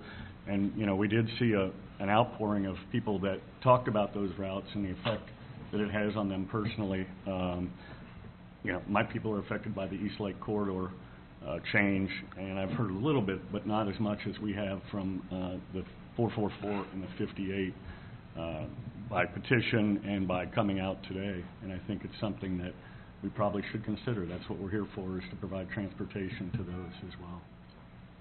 Other members of the board? Commissioner Titan. Yeah, I'm looking at Route 444. I see that we have an average daily ridership of 41 people. And we're looking at savings, net operating of 121 plus capital 242. That comes to $363,000. divided by 41 people comes to $8,840 per person that we're spending on this route. And it strikes me that we can probably come up with some easier way of accommodating them than spending $8,000 on it. Commissioner Long? Yes, and in response to Commissioner Wojciechowski's request, I would like to see the motion be amended to take two of them into consideration and let us work on the other two that are so significant. But I also would like to respectfully ask if there's someone on the staff, Brad, that can reach out and talk to the people that spoke today to just ensure that, yes, they are aware of these other alternatives. Are they using them? Have they tried to use them? What's the problem with them? And with that information, I'd like to think, following up on Commissioner Dayton's comment, that we could put a better, more effective plan in place that isn't going to cost us $8,000 per person. I would second what Commissioner Long just said. Guidance. Yeah. Okay. It wasn't a motion, I'm just saying, I agree with her. Commissioner Rice? Thank you, Chair. I'm open to supporting Commissioner Welch's motion because, as he pointed out, there's not a rush to do this right now, and if we have more time to look at ways of providing people and looking at what the Plan B is, and if we have time to do that, then we should. But we still may need to come to the decision to cut those routes once we have that Plan B more firmly in place. And I say this, and gosh, nobody wants to cut routes. I mean, really, nobody up here wants to do this. But, I mean, this is just the very, very beginning of the service redesign. These are the routes which are the real clunkers. These ostensibly should be less of a difficult decision to cut because we still have more cuts to go. So at some point, we do need to look at the return on investment, look at why these routes don't perform, and really, take seriously, make best use of our extra time to look at what the Plan Bs are. The other thing I'd just like to add is, I'm not happy about this either. I mean, Route 1 and Route 30 go right through my district in District 4 of St. Pete. And now I've lost track of where I was going with that comment. But I'm sorry, I just completely lost track of that comment of what I wanted to say. But I think it's important that we look at the cost and efficiency of how we run a better bus service. And in this case, we did look at redesigning these routes. And here, the thought finally came back to me. Thank you. Some routes, like Route 30, have been on the chopping block for a long time. Route 30 was proposed to be cut several years ago, and I wasn't on PSTA at that time, but the board at that time decided that instead of cutting that route, that we would preserve it by keeping like 2 stops in the morning and in the evening for our workforce riders. And the problem is once you start whittling away that service, I mean, you're guaranteed to keep the route just barely creaking by. I mean, we heard loud and clear that you would like to see more stops and more frequency, but unfortunately, it just gets to a point where we just have to make some tough decisions. And that's why Route 30 isn't performing well. There's only 2 stops, one in the morning and one later in the afternoon. And that just doesn't make for great bus service. Thank you. Commissioner Holmes? I'm really trying to follow through on this thing. So we can actually, if you're going to change this, instead of cutting 4 routes today, I believe Commissioner Welch said cut 2 of them today, put 2 of them on hold, predicated findings on the alternative methods for the other 2 routes. Is this correct? So that is the current motion then, correct? I haven't made it yet, Haven't made the motion yet. but I was wanting to hear from everybody about that. Okay. I go along with the fact that, you know, spending $8,000 per person on a route is a little expensive. I think, you know, dollars and cents wise, we'd probably be better off paying, you know, retail rate cab fare than the $8,000 per person. Because if you've only got 41 people on the average riding there, that's low, low, low. The question that I have, though, we've advertised this as cutting 4 routes. If we're going to change that, and you're going to get the motion in a second, we're doing it with 2 and putting 2 on hold. After the second is made, we have to open that up for public comment again. No. I would rule that is still part of the same overall subject, that we could divide it into whichever manner. I mean, one of the questions that I had and talked with Mr. Miller about was, well, should we vote on each one individually? And so I was putting out, well, let's get a motion on the table so we can start talking about it. I think we did that. And let me do a little follow-up that. Let's say we do the 2. Right. Then Brad can come back to us at any time saying, all right, we've got the further detail on these 2, but we can vote on them at a future date. We would vote on them in a future date, but at that future date, it would be a standalone agenda item, and we would have comment accepted at that point in time. All right, thank you. I'd like to recognize myself for a comment here, and say that I have ridden all of the 4 routes that are in question, and one of the things that comes to me is that when I'm riding these routes, I started talking to people, and these people that ride them have real names. It's Cindy and Jane and Aaron and Tom and Billy, and we are affecting the people that are riding these. In the case of East Lake, which is closest to where I live, we provided a really premium service up there that we don't offer really any other part of the community, but only a few have chosen to ride it. And I agree kind of the same thing with Commissioner Dayton's. We can't afford to continue that service. The 444 in many ways is a combination of also a premium service. It drops people off directly at the door of Walmart, which most of our normal bus service drops people off the curb. And even with that premium service, it doesn't attract very many people. I think there were 4 people that were riding it for the 444 destinations during the 2 hours that I was on it. And that loop going up around the main, at least we had a rider going to Mainlands when I was on it. But the route going around St. Giles and going up to the northwest corner, there was nobody on there. One of the ladies was going back to Crystal Lake Manor, and it was taking her an hour and 20 minutes to go back to Crystal Lake Manor from Walmart. So it's not efficient. To me, it needs it needs some addressing. So on the 58, again, there were only 4 people on that route east of, west of Carillon. So clearly during the times I was riding, there were not very many people on. And one of them got on at St. Pete College where we're doing that. So basically those are my comments. We have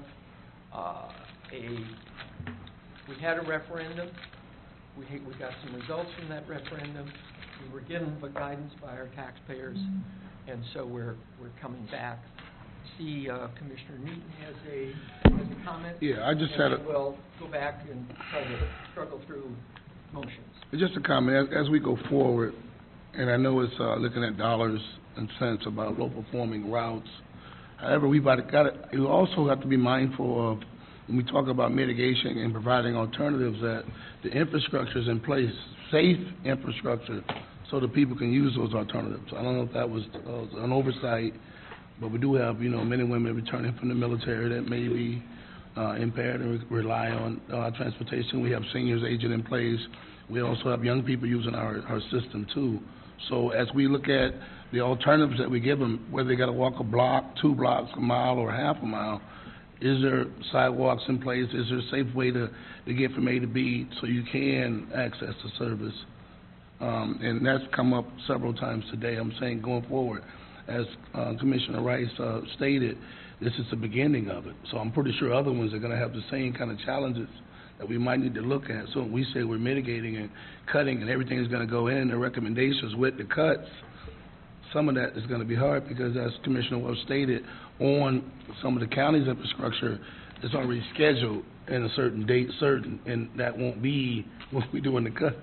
So it's hard to have a sidewalk there when we're cutting today and it won't come to 2020, because that's 5 years from now. I'm just saying, going forward, we probably want to be mindful of that as we look at the dollars too. So. Thank you, Commissioner.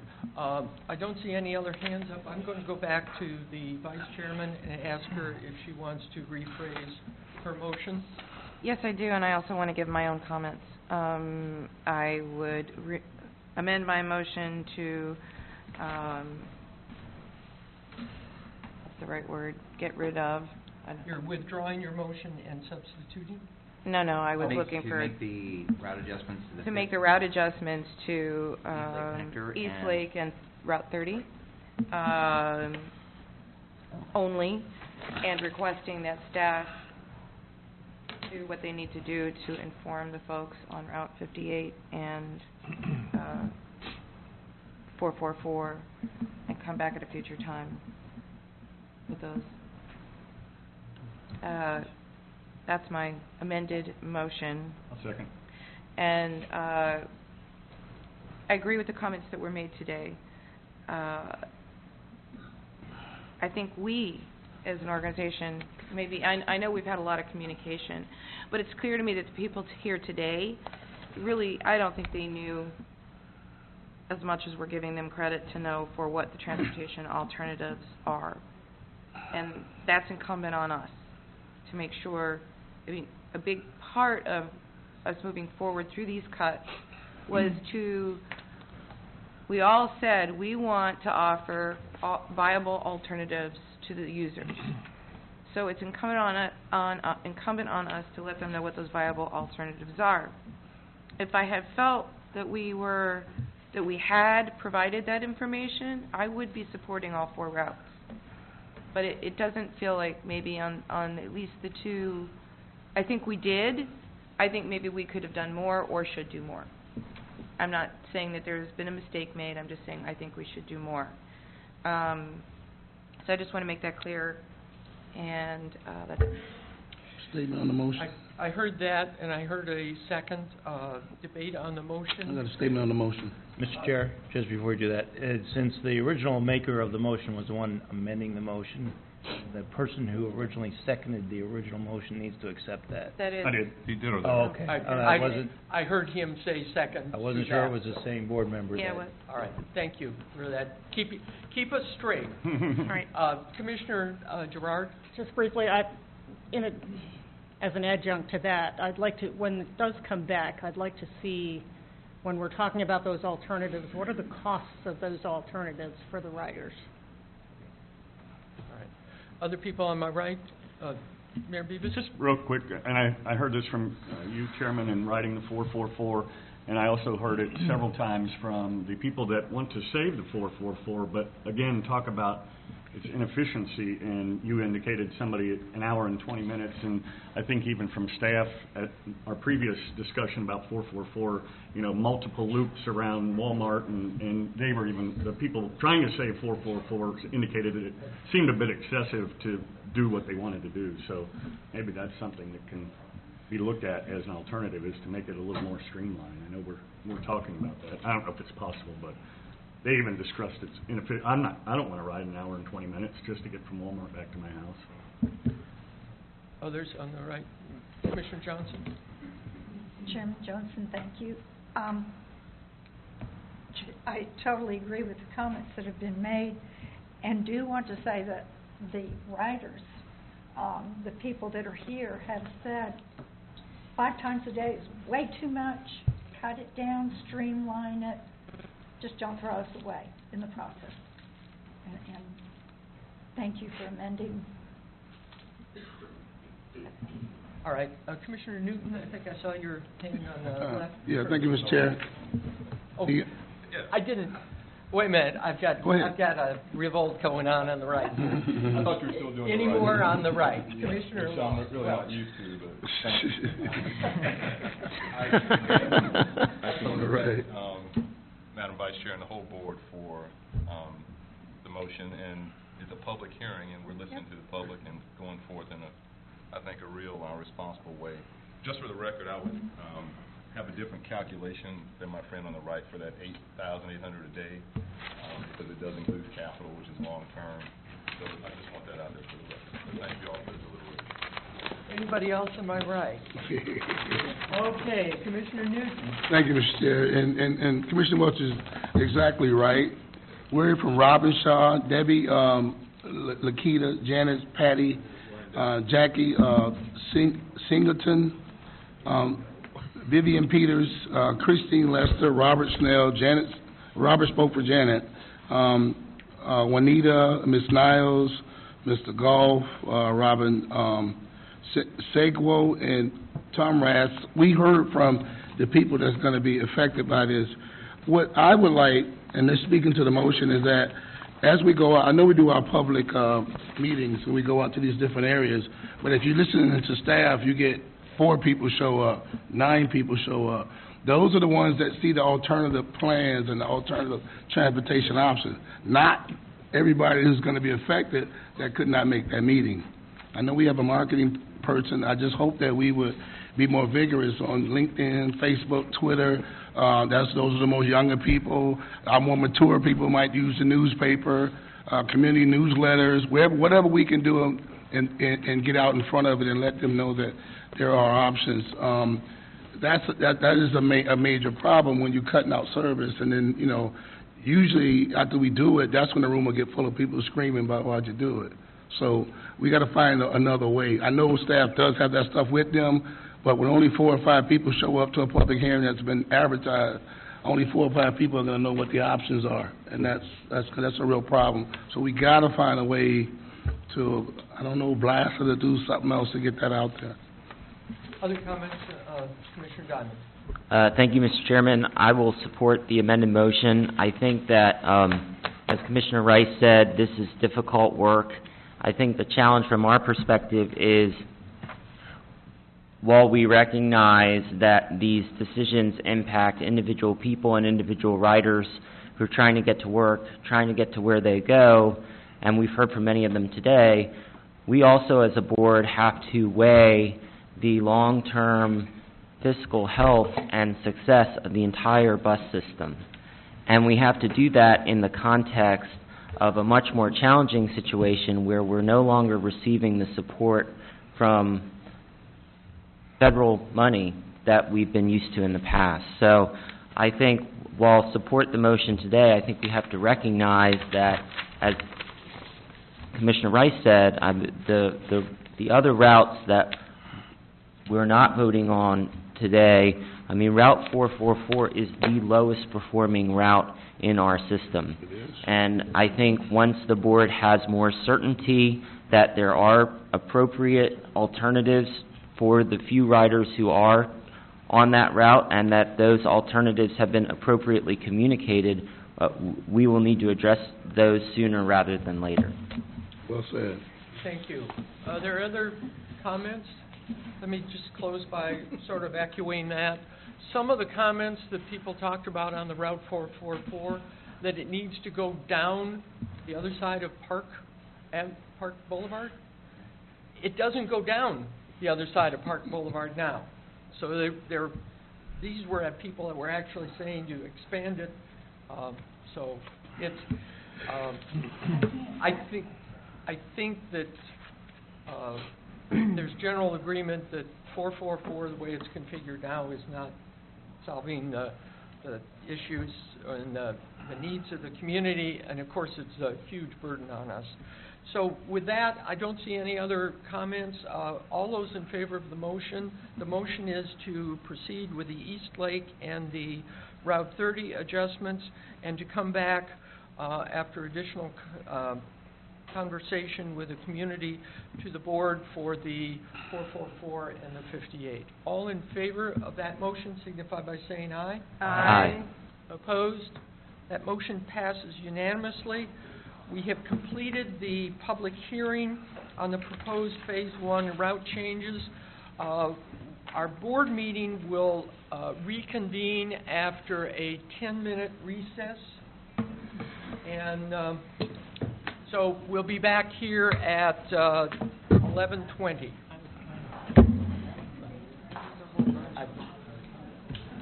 Gotta give a chance for these people to leave, too. Yeah. Oh, my I know you can't just look at a chart. No, you can't. You gotta, you know. The 58. I wrote a letter to the editor on the one that's going on.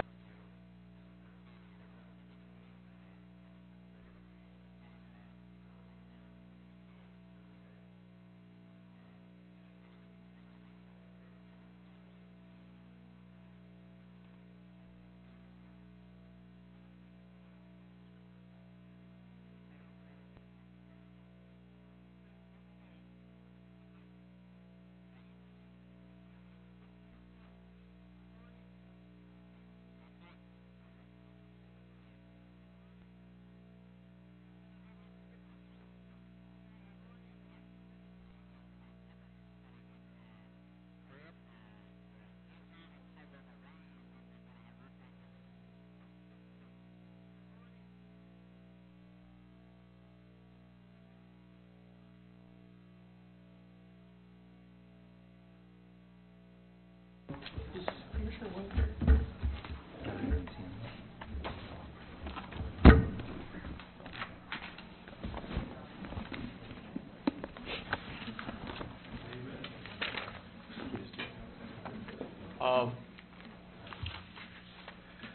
Let's call to order the Pinellas Suncoast Transit Authority Board of Directors meeting of August 26, 2015.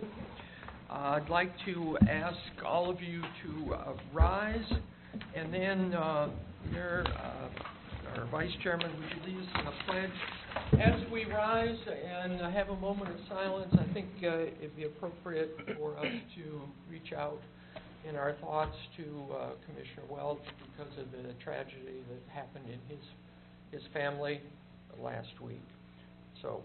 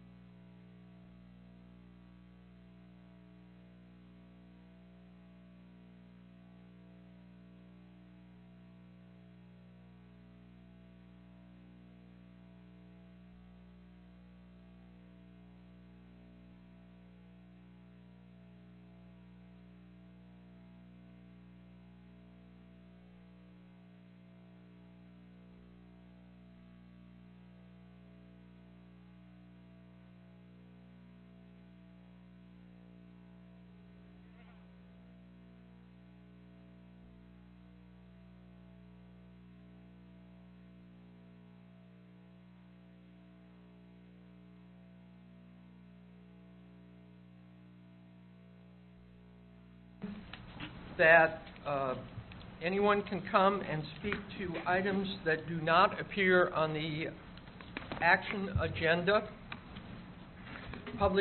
During this time, public will also be allowed to speak on items which are on the consent agenda. Other than ceremonial or ministerial items such as approval of the board's minutes, each speaker will be asked to complete a green comment card. I have a whole bunch of green comment cards.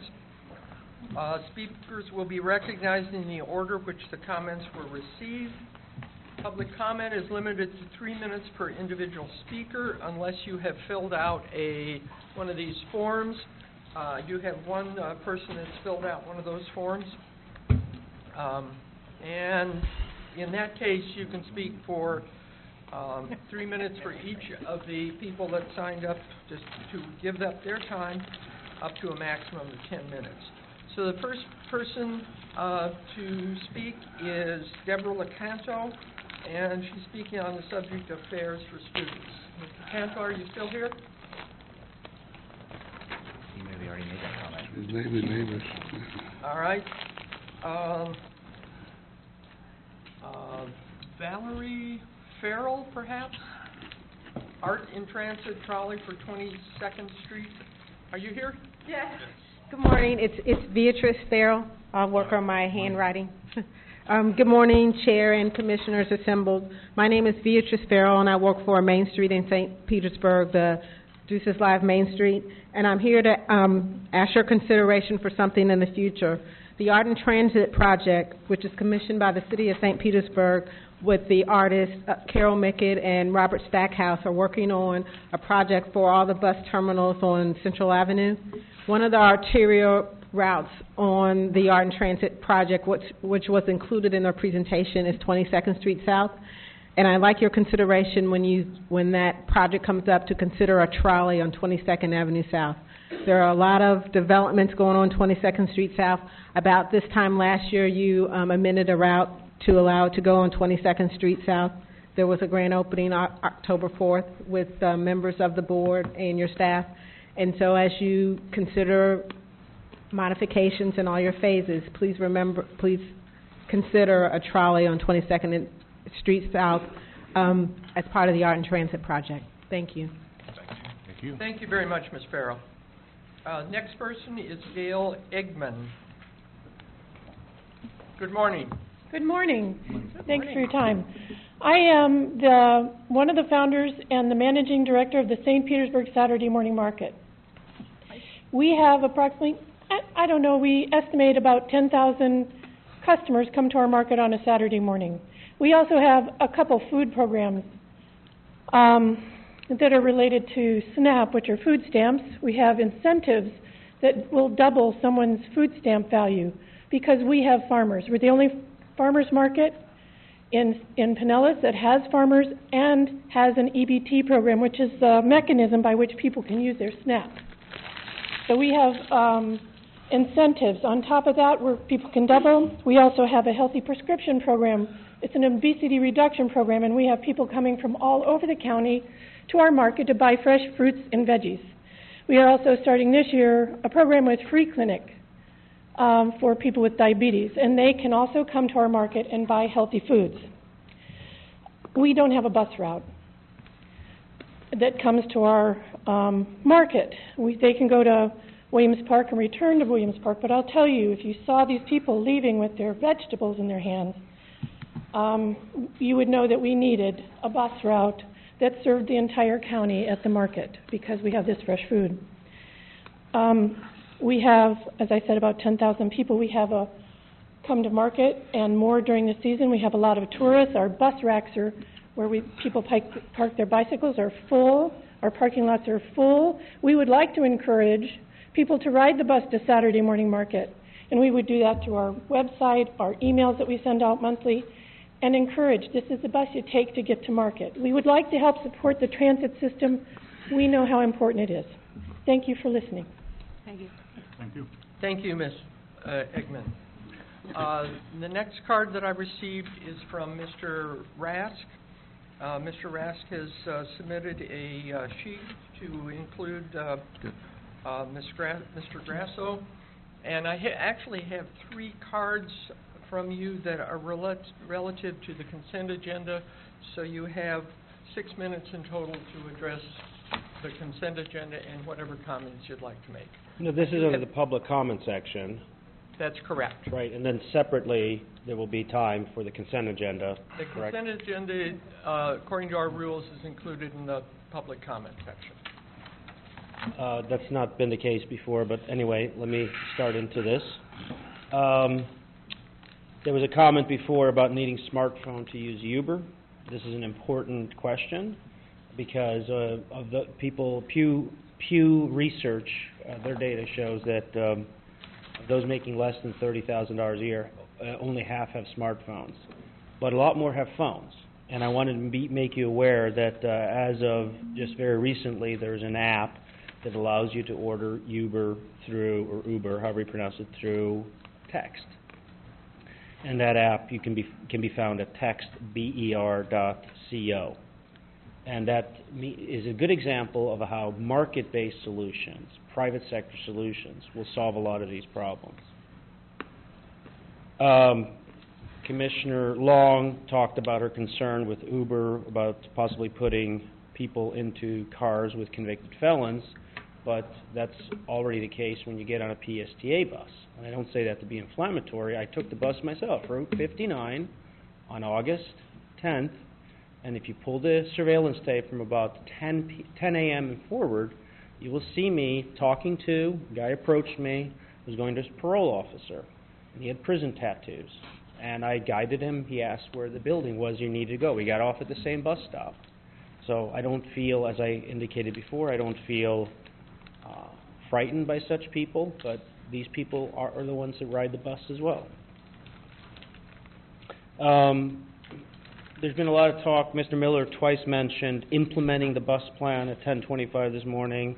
He talked about complying with the bus plan. As I wrote to you in an email on the 18th, so 8 days ago, my concern is that the bus plan, community bus plan, is being misrepresented. And that has been the subject of a separate email when I talk about the trolleys. You really should look more at less money for the trolleys, less subsidies. If ridership is up, there's more in the fare box, cut the subsidies or cut the contribution that PSTA makes.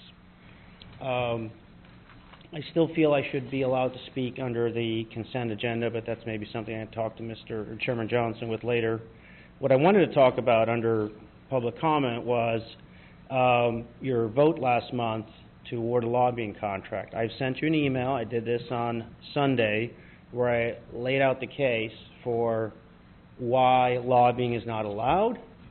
I quote an Attorney General decision that says you need specific and express authority. That decision's from the year 2000. Maybe something has changed since that time. I don't know.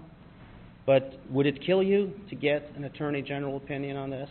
Because you are asking, what you're doing is, you're using tax dollars to lobby for more tax dollars. And if that's the case, I think you owe it to the taxpayers to make sure you have the authority to do so. Imagine a product marketed to fat people that made them fatter and made them want to eat that product even more. Perhaps a silly comparison, but it's a self-perpetuating thing here where tax dollars are being used to lobby for more tax dollars, which are used to lobby for more tax dollars. We need to have a bright line on this issue, and this public agency needs to have the required authority to do that. So I would hope that someone under new business today would bring up and ask, at least discuss, should you get an Attorney General opinion for this? I don't need to restate the case. I stated very clearly. I'm glad that Mr. Zimmett at the last board meeting referred to the court case, which I brought 2 years ago, because the judge, in his decision, wrote, as I sent to you and highlighted, that the general principle is that taxpayers must act by and through their authorized elected public officers to institute proceedings that question the appropriateness of an agency's act. That's what I'm doing now. My case was not dismissed on the merits of what I'm arguing here. It was based on it was dismissed on the basis of lack of standing. In fact, I highlighted that to you as well. The court concludes that plaintiff lacks standing to bring this claim. So I hope you will do that. Now, I will try to then rush through some of the consent agenda items. Similar comment to what Mr. Welch said under item 5B, the calculation for the $980,000 shouldn't be in 1 year. It's a capital cost spread out over 3 years. Generally, with these trolleys, if the ridership is increased and there's such a good thing, PSTA should be contributing less money. The cities can contribute more. In fact, I talked to a person who was opposed to the cut of the 444, said that Pinellas Park used to contribute towards that. Maybe that's a solution for 444. If Pinellas Park thinks it's so important, the city of Pinellas Park, then they can contribute towards it. Same with St. Pete, the Looper. And the Safety Harbor Trolley, I really question. I know it's the first year. I would also say that the performance metrics, you're talking about so many riders today, it should be per revenue hour. That would make it a lot clearer. I'm opposed to the legislative agenda. Well, actually, I get to talk about that later. That's not under consent. So, again, I had covered a lot of things, but primarily I got up today to talk about your lobbying contract. And please make sure you have the proper legal authority to engage in what you voted on to engage in last month. Thank you for your time. Thank you very much, Mr. Rask. The next person I have is Travis Norton. Mr. Norton, are you still here? Yes. And then after that, Ms. Schwedo again.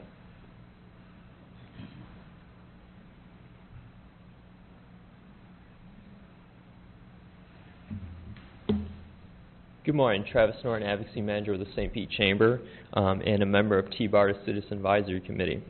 Thank you for your service on the PSTA Board. I'm here this morning to express the Chamber's appreciation of the difficult changes being made to PSTA's operation and realignment of bus routes. I wish I was here under different circumstances, but unfortunately the defeat of Greenlight Pinellas has made PSTA focus its attention on eliminating routes that would make traveling on transit to work, school, and the grocery store, and important social services very difficult for our seniors, students, veterans, working parents, and the disabled. However, smart businesses and responsible government agencies commit to making the difficult decisions in order to either adapt or to struggle when facing financial adversity. Because of the leadership at the PSTA, they have examined the routes cautiously and carefully in order to streamline bus service. These changes include working with the City of St. Petersburg to change routes in St. Petersburg from a hub system to a grid system, which will increase frequency on the higher performing routes. Moving to a grid system will also allow Williams Park to be a central focus of downtown and increase the walkability and vitality of downtown St. Petersburg, which is attractive to millennials. Recently, Brad Miller met with Uber and Senator Brandis to discuss a partnership that will allow PSTA to meet the needs and expectations of bus riders to get from their homes to their connecting bus routes faster than they are currently being offered. This is the type of innovative solutions needed to enhance public transportation for all residents. The business community is very supportive of the proposed Central Avenue BRT system that will get visitors quickly from downtown St. Petersburg to the beaches. In fact, the St. Petersburg Chamber has made the funding of the BRT environmental study our top legislative priority in transportation. Members of the Chamber have also shown an interest in the funding of the proposed bus service, express bus service from Tampa Airport to Clearwater Beach, which will offer an affordable and convenient transportation option for visitors. Lastly, the Chamber expresses our appreciation of those serving on the PSTA board that are researching alternative funding sources that will be needed to fund the innovative transportation options that the county desperately needs to be competitive with other metro areas that already offer a diversity of transportation options. Thank you for your time and leadership. Thank you, Mr. Norton. Ms. Schwedo, you're recognized for general public comment. Hi, I'm Robin Schwedo, here again. First of all, with Uber, I've got two quick things. Uber, per a New York Times and or NBC Evening News, has discovered that, guess what? Uber does not do extensive background checks. Both the Times and NBC have uncovered that a number of Uber drivers have recently left prison and/or have felony records. And we all know that there are felonies and there are felonies. We are talking, in this case, we are talking several have had murder raps, sex offenders, etc. I don't know about you, but I would kind of hate to call Uber to put my 16-year-old granddaughter into an Uber car and find out that, hey, guess what? The driver was a sex offender, registered sex offender. Uber does not vigilantly check for these. Now, granted, the cab companies do occasionally hire felons, but it is I'm an ex-cab driver, so and I also know Mr. Nick Canvas from United, so I know what I'm talking about a little bit here.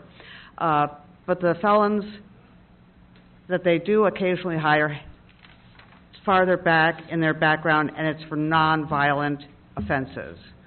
Plus, Mr. Canvas had mentioned to me during the break that, yeah, if we do know that somebody has had a felony in their distant past, we keep a better eye on them.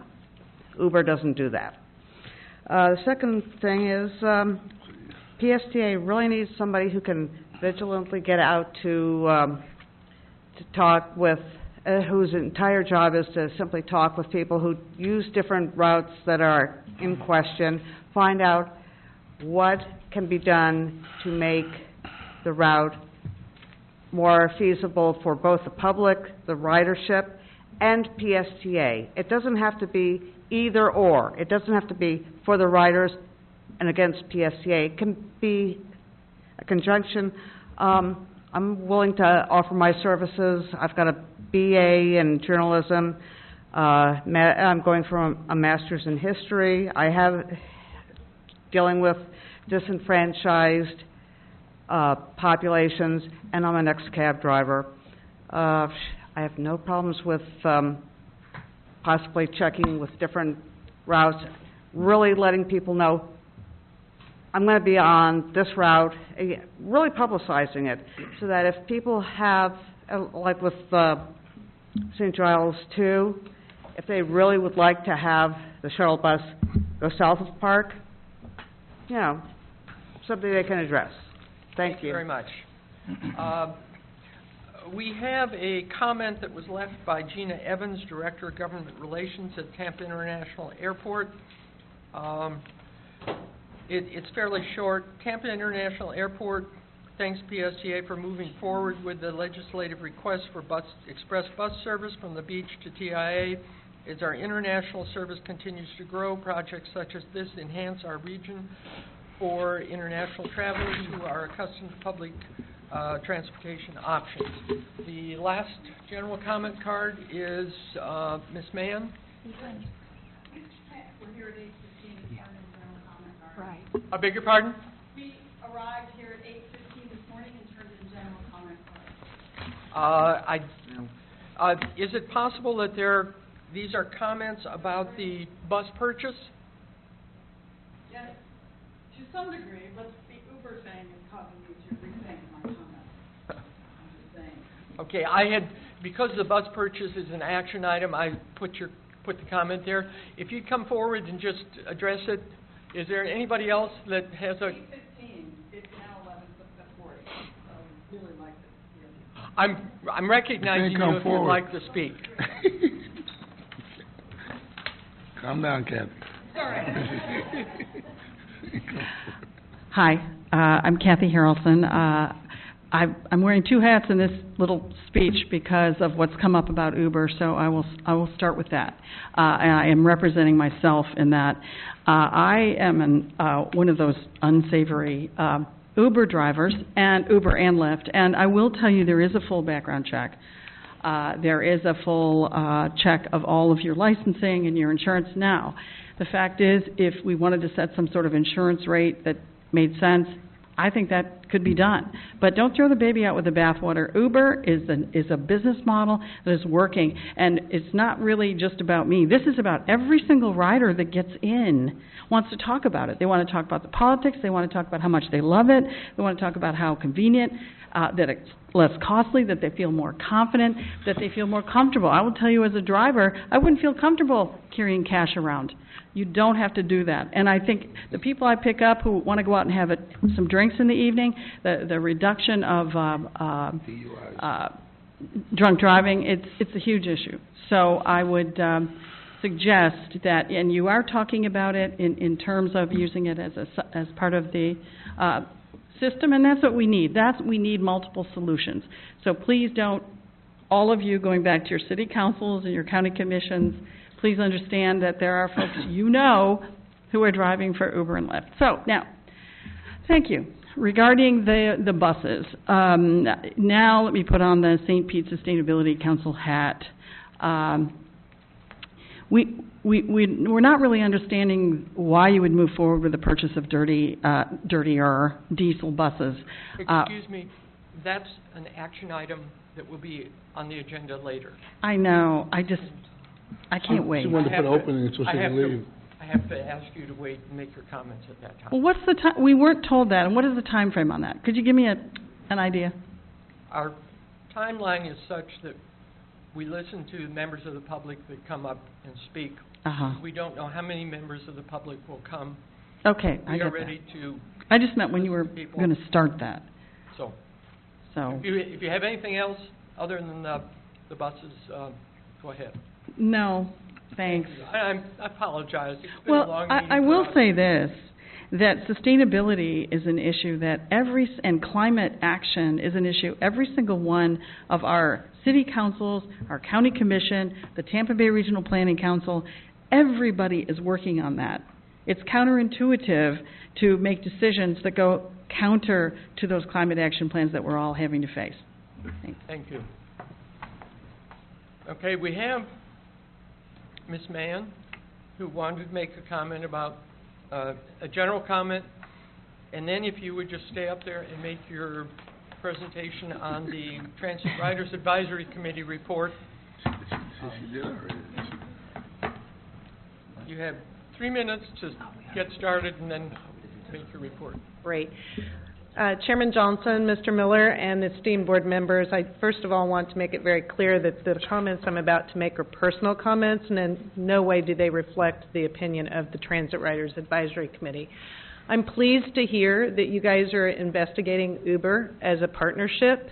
As a full-time bus rider who is inclined to need to be at meetings at specific times that the bus system doesn't always service, and also meetings that run later than the bus service does, I frequently use Uber. I have been so pleased to have this service available to me. The Uber versus the cab system is considerably better for my purposes. I have never gotten in an Uber car where I felt uncomfortable with the driver. If I did, as an Uber user, I have the ability to decline that ride and call for someone else. The cars are generally super conditioned, super clean, and just awesome drivers. And I really am pleased to see that you guys are looking at moving forward with a potential partnership with that. It services those times outside the bus system when it's just not quite as accessible to use. So thank you for that. Thank you. Absolutely. Ms. Mann, I'd like to recognize you as the Transit Advisory Committee Chairman for your report. Good morning, Chairman Johnson, Mr. Miller, and distinguished board members. The PSTA Transit Riders Advisory Committee met on Tuesday, August 18th. The committee welcomed PSTA board member Patricia Johnson and appreciated her words of praise for the input that TRAC provides. There were several action items this month. The meeting opened with a presentation by Jeff Thompson, PSTA Director of Transportation, and Alyssa Kostick, Social Media Coordinator, regarding the Rules of the Road campaign addressing the new Passenger Code of Conduct.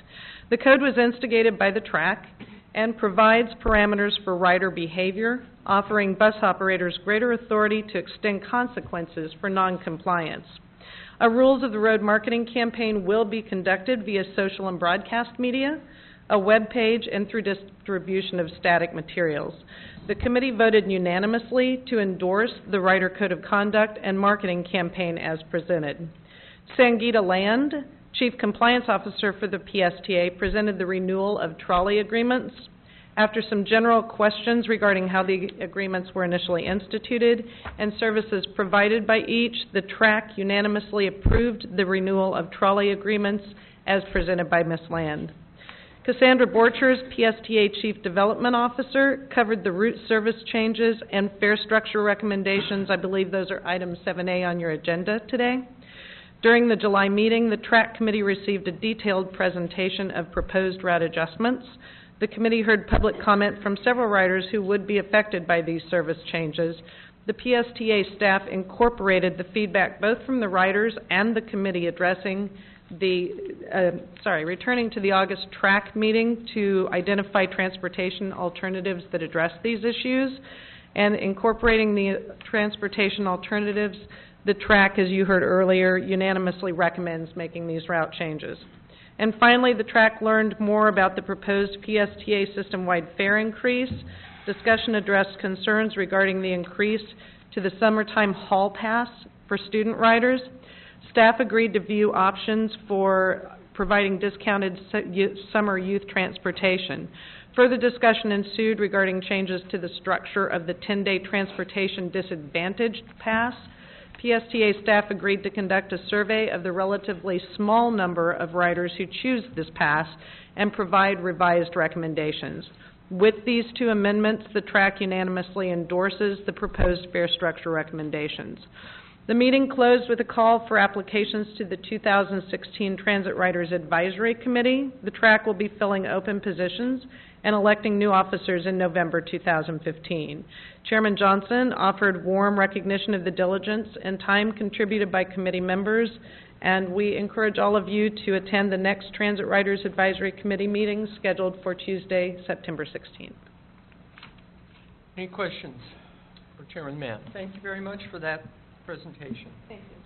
The next item is the consent agenda. Are there any board members that wish to pull an item off the consent agenda? Hearing none, is there a motion on the consent Move agenda? approval. Move second. Is there, it's consent agenda. All in favor signify by saying aye. Aye. Opposed? That passes unanimously. Under action items, just because I'm concerned that we may lose people toward the end, with the board's permission, I'd like to pull item 10A forward at this time. It's on page 164. It's the scheduling of the board meetings in September. Our budget hearing is scheduled for September 23rd. That is a holiday, and rather than conduct the full board meeting at that same meeting, there's been a request to reschedule that to September 30th. And Point of clarification, we would still have the required public hearing on the budget, but that would be relatively short on the 23rd, recognizing that some people wouldn't be able to make it. But then we're adding, the recommendation is to add a September 30th, 6 p.m. meeting the following Wednesday. is there a motion to make that? So moved. Second. Okay, I think I had a motion in several seconds. Any comments? All in favor signify by saying aye. Aye. Opposed? All right, thank you. Now we'll go to our action items. Action item 6A. Do you want to introduce the item? Yes, I'll have Cindy Raskin-Schmidt, our Manager of Communications, make a brief summary of it. Good morning. Good morning. If you look on page 100 of your packet, item 6A is the bus advertising contract and policy. There are 3 parts to this. The first part is a resolution to repeal the old bus advertising policy, which does not allow for government advertising. Part 2 is approval of the new bus advertising policy, which does include the allowance of government ads. You may recall in the past that we were considering the idea of also asking to allow alcohol ads. When we had our bidders put forth their financial bid, we had them separate that out, and none of the bidders had a very high dollar amount that would be added for alcohol, so we've decided to withdraw that request and just ask for the addition of government advertising in the policy. And then the third part of this action item is asking you to please approve an agreement with Direct Media. They are the highest ranking firm and offer the highest revenue split and minimum guarantee. Thank you. Commissioner Barkley, do you have a recommendation from the Finance Committee? Yes. I just wanted to mention, Mr. Chair, the Finance Committee met on August 19th, last Wednesday, and the Finance Committee unanimously recommends modifying our advertising policy to allow government advertising. We also unanimously recommend approval of the contract with Direct Media, which is projected to bring in significantly greater revenue to support our services. Thank you. And I will make the motion.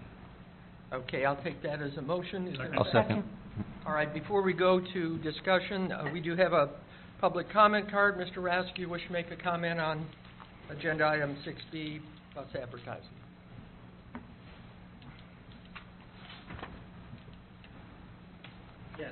Yes, hello again. Regarding the agenda item 6A, bus advertising contract, I'd like to know a little bit more about why the protest, which I think was valid, why PSTA agreed to listen to that protest, what they're going to do in the future to make sure that these situations don't arise again, and also why, I understand, I could be wrong, but that there was a protest against this award of this contract, and that PSTA denied that protest, if that's the right term. So I'd like to hear a little more about that. Also, I'm a little bit concerned about the omission of alcohol advertising. I don't really have a strong opinion either way, or one way or another, but Ms. Raskin-Schmidt just said it was based on it not producing more revenue. I don't think that's the issue. I don't know that the board has taken a vote on whether it thinks that alcohol advertising is good or not. I don't think the merits of that issue have been explored. My understanding is that when it comes to cigarette advertising, that the tobacco companies have voluntarily agreed to curtail their advertising. Alcohol companies have not. In fact, alcohol ads have now started to appear on TV after decades of us not seeing them. I'm talking about hard liquor. So those are my comments. I'm in general, I'm for this contract, and I hope you vote for it, but I hope you will take my questions in the spirit they were offered. Thank you. Thank you, Mr. Rask. Questions or comments from board members? Ms. Rice? Yeah, thank you, Chairman, and I would just like to thank my colleagues and staff who took the feedback about the qualms I had about the alcohol advertising and looked a little bit more closely at that, and thank you for bringing back a proposal that does not include that type of advertising. I do not see any other board members, or Commissioner Newton? I echo that. I had a major problem with that, too. As you can see, this is the only transportation people have to get around. I didn't think it wise to have them riding around in a liquor bottle or a beer can or whatever it might be that they may chose to wrap the buses with. But I do appreciate the consideration. Thank you. I don't see any other comments. All in favor signify by saying aye. Aye. Opposed? That passes unanimously. Agenda item, let's see. Is there a resolution here? Yeah. Yes. 6B. Zimmet, would you read the resolution? 120. Is that the wrong one? Resolution 1504. Resolution of the Pinellas Suncoast Transit Authority Board of Directors repealing Resolution 9901, adopting standards applicable to advertisements on the exterior and interior of Pinellas Suncoast Transit Authority buses, and providing for an effective date. Is there a motion to approve the resolution? Second. All in favor? Aye. Opposed? None. Mr. Zimmet, you reminded me there were some resolutions attached to the consent agenda. Do those need to be read? No. Those You don't need to read the title of resolutions. Okay. They're on consent. All right, so we have concluded this agenda, the advertising agenda item. Am I correct? Yes. Agenda item 6B is the Gillig bus purchase. Mr. Miller, would you introduce this? Yes, Henry Lakasik, our Director of Maintenance, will make this recommendation. Good morning. Morning. On page 120 of your board packets is an action item to approve the purchase of 7 replacement 2016 model 40-foot diesel low-floor buses, along with some technical training, as well as some required new tooling from the Gillig Corporation at a total of not to exceed $3.6 million. As you know, under the path forward, the commitment to our ongoing bus replacement plan is one of our highest priorities. I would like to point out that our commitment to sustainability, we're going to continue our ongoing commitment to sustainability by purchasing new buses with cleaner emission engines, in addition to maintaining our existing hybrid fleet. No hybrids are going to be eliminated for the next decade under our PSTA fleet plan. This purchase is going to be 100% federally funded by the Federal Transit Administration, and it's included in our adopted capital improvement program. So therefore, the Finance and Performance Committee met and discussed the action item at length last week,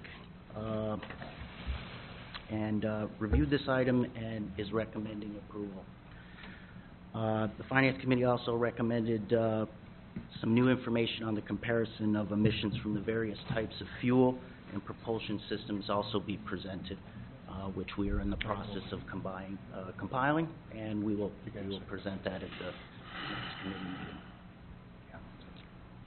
meeting. Mr. Chair. Commissioner Barton. Okay, the Finance Committee did meet on August 19, 2015, and did approve the purchase of 7 diesel buses to replace some of PSTA's oldest diesel buses. I want to point out that, and I will have more comments later, but I was the lone commissioner that voted against this. The committee also had a lengthy discussion on the emission trade-offs between hybrid and diesel propulsion. PSTA staff agreed to provide detail on that in the future. So, again, the committee did vote, but the vote was not unanimous to approve this purchase.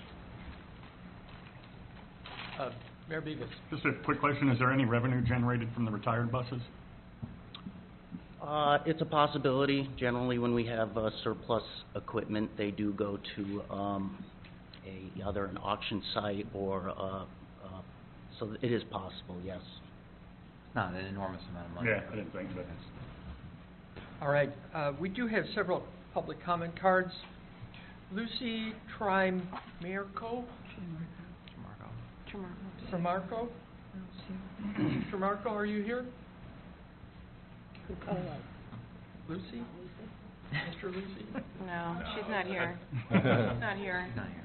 It is I wonder Lucy. if I could speak for Lucy. We're all on the same, we're all on the same team. I'm sorry, you need to submit a card, sir. I did, and she Then I asked me will to speak call for her. you in order that we received them. Thank you. Are you, unless you're Mr. Hancock? Oh, but he's with me. Here. Okay, Mr. Hancock, you're recognized. Good afternoon. Thank you for allowing me to speak, and thank you for all the service that you provide to the county and the citizens by serving on this board.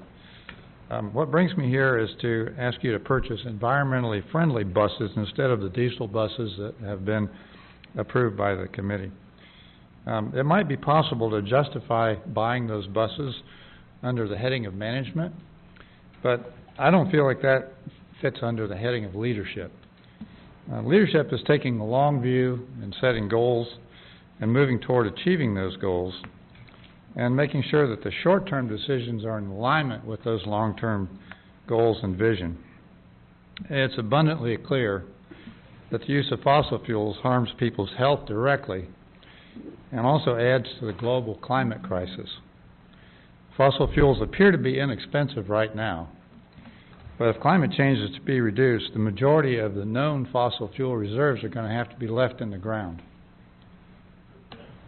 The current surplus is caused by fracking, which is also causing earthquakes, polluting the air with methane leaks, and contaminating the drinking water, wells, and the aquifer. Some countries, 2 states, have banned fracking already. In Florida, 13 counties have banned it or are considering a ban, and 18 cities, including St. Petersburg, have banned it, if I understand right. One of the best methods to bring about a switch to renewable energy is a carbon tax that increases annually. There have been several proposals for those considered. I think in the consideration of where the country is going, where the world is going, carbon tax is probably very likely. So that's just simply going to add to the higher operating costs, the greater pollution and negative image. That's not what PSTA needs. Moving in a more sustainable direction by replacing old diesel buses with new electric or hybrid buses creates the image that PSTA wants to have in the minds of voters.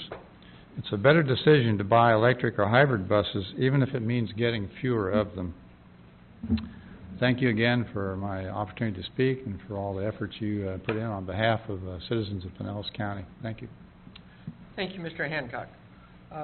Kofi Hunt.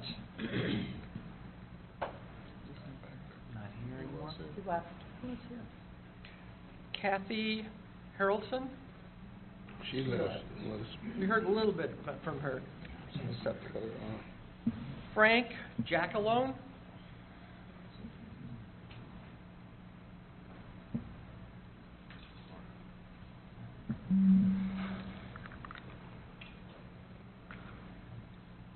Good morning. Good morning. Good afternoon now.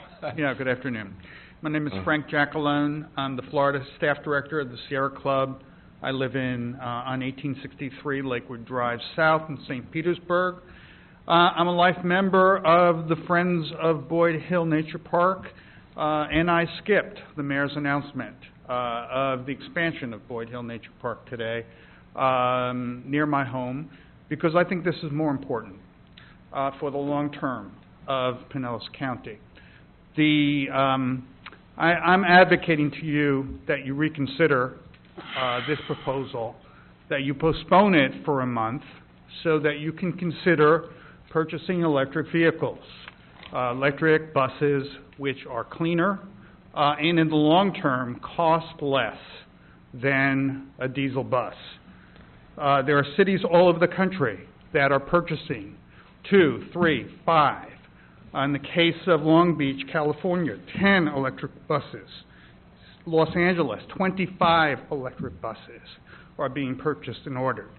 The City of Chicago just added 2 electric buses to test them out from New Flyer Industries. So we have 3 companies that are largely supplying these: New Flyer Industries, BYD, and Proterra.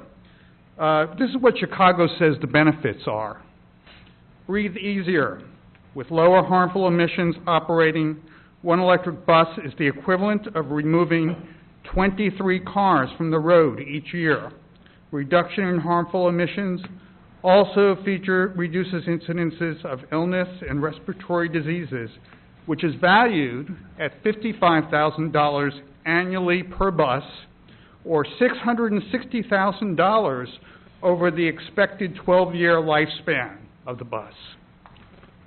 $25,000, the annual net savings in fuel costs for each electric bus, or $300,000 over the expected 12-year lifespan of each bus. Now, I can go on. I have limited time, but I think you haven't fully assessed what the cost savings are to Pinellas County by choosing electric buses over diesel buses. I'm asking you to delay the decision, consider adding a couple of electric buses to the fleet to test them out, and consider what the long-term viability of that option is for the city, for Pinellas County. Thank you. Thank you, Mr. Jackalone. Bill Bucolo? Now, welcome back. thank you. Good afternoon. Thank you all for the long, long hours you put into this effort and your other work and other councils and committees around the city and the area. I'm speaking in favor of having you delay your decision to buy the diesel buses that have been recommended by your finance committee and others. And I'm speaking for you to actually consider putting this off another month or so. This decision. See some of the new buses that are going to be available for you all to look at and your staffers to look at. And I understand that there has been nobody's checked with Tallahassee, which has electric buses. Nobody's asked them about their record of maintenance or their costs. I understand that the manufacturers of these new electric buses are offering very imaginative, creative ways of finance. I know they're more expensive. I can't add much more than what Mr. Jackalone and others have already said, but we do ask you to, from the environmental community and people who are involved in various aspects of politics and pay attention here in the area, we ask you to do the courageous thing, perhaps hold it off a month or so and look at other options before you pull the trigger on these diesel buses. Thank you. Thank you very much. Mr. Tom Crumrich?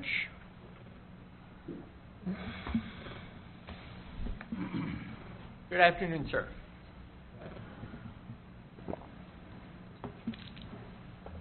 My name is Tom Crumrich. I'd like to thank you for your service here on the board. I'm not from Pinellas County. I'm from Hillsborough County, but I've been working with Sierra Club in promoting clean energy, clean environment, and promoting electric vehicles. I believe what you need to do is to, as the others have said, delay your decision on buying these so-called clean diesel buses. They are cleaner than the old ones, but they're not as clean as the diesel hybrids, and they certainly are not as clean as the electric buses. The electric bus is zero emissions.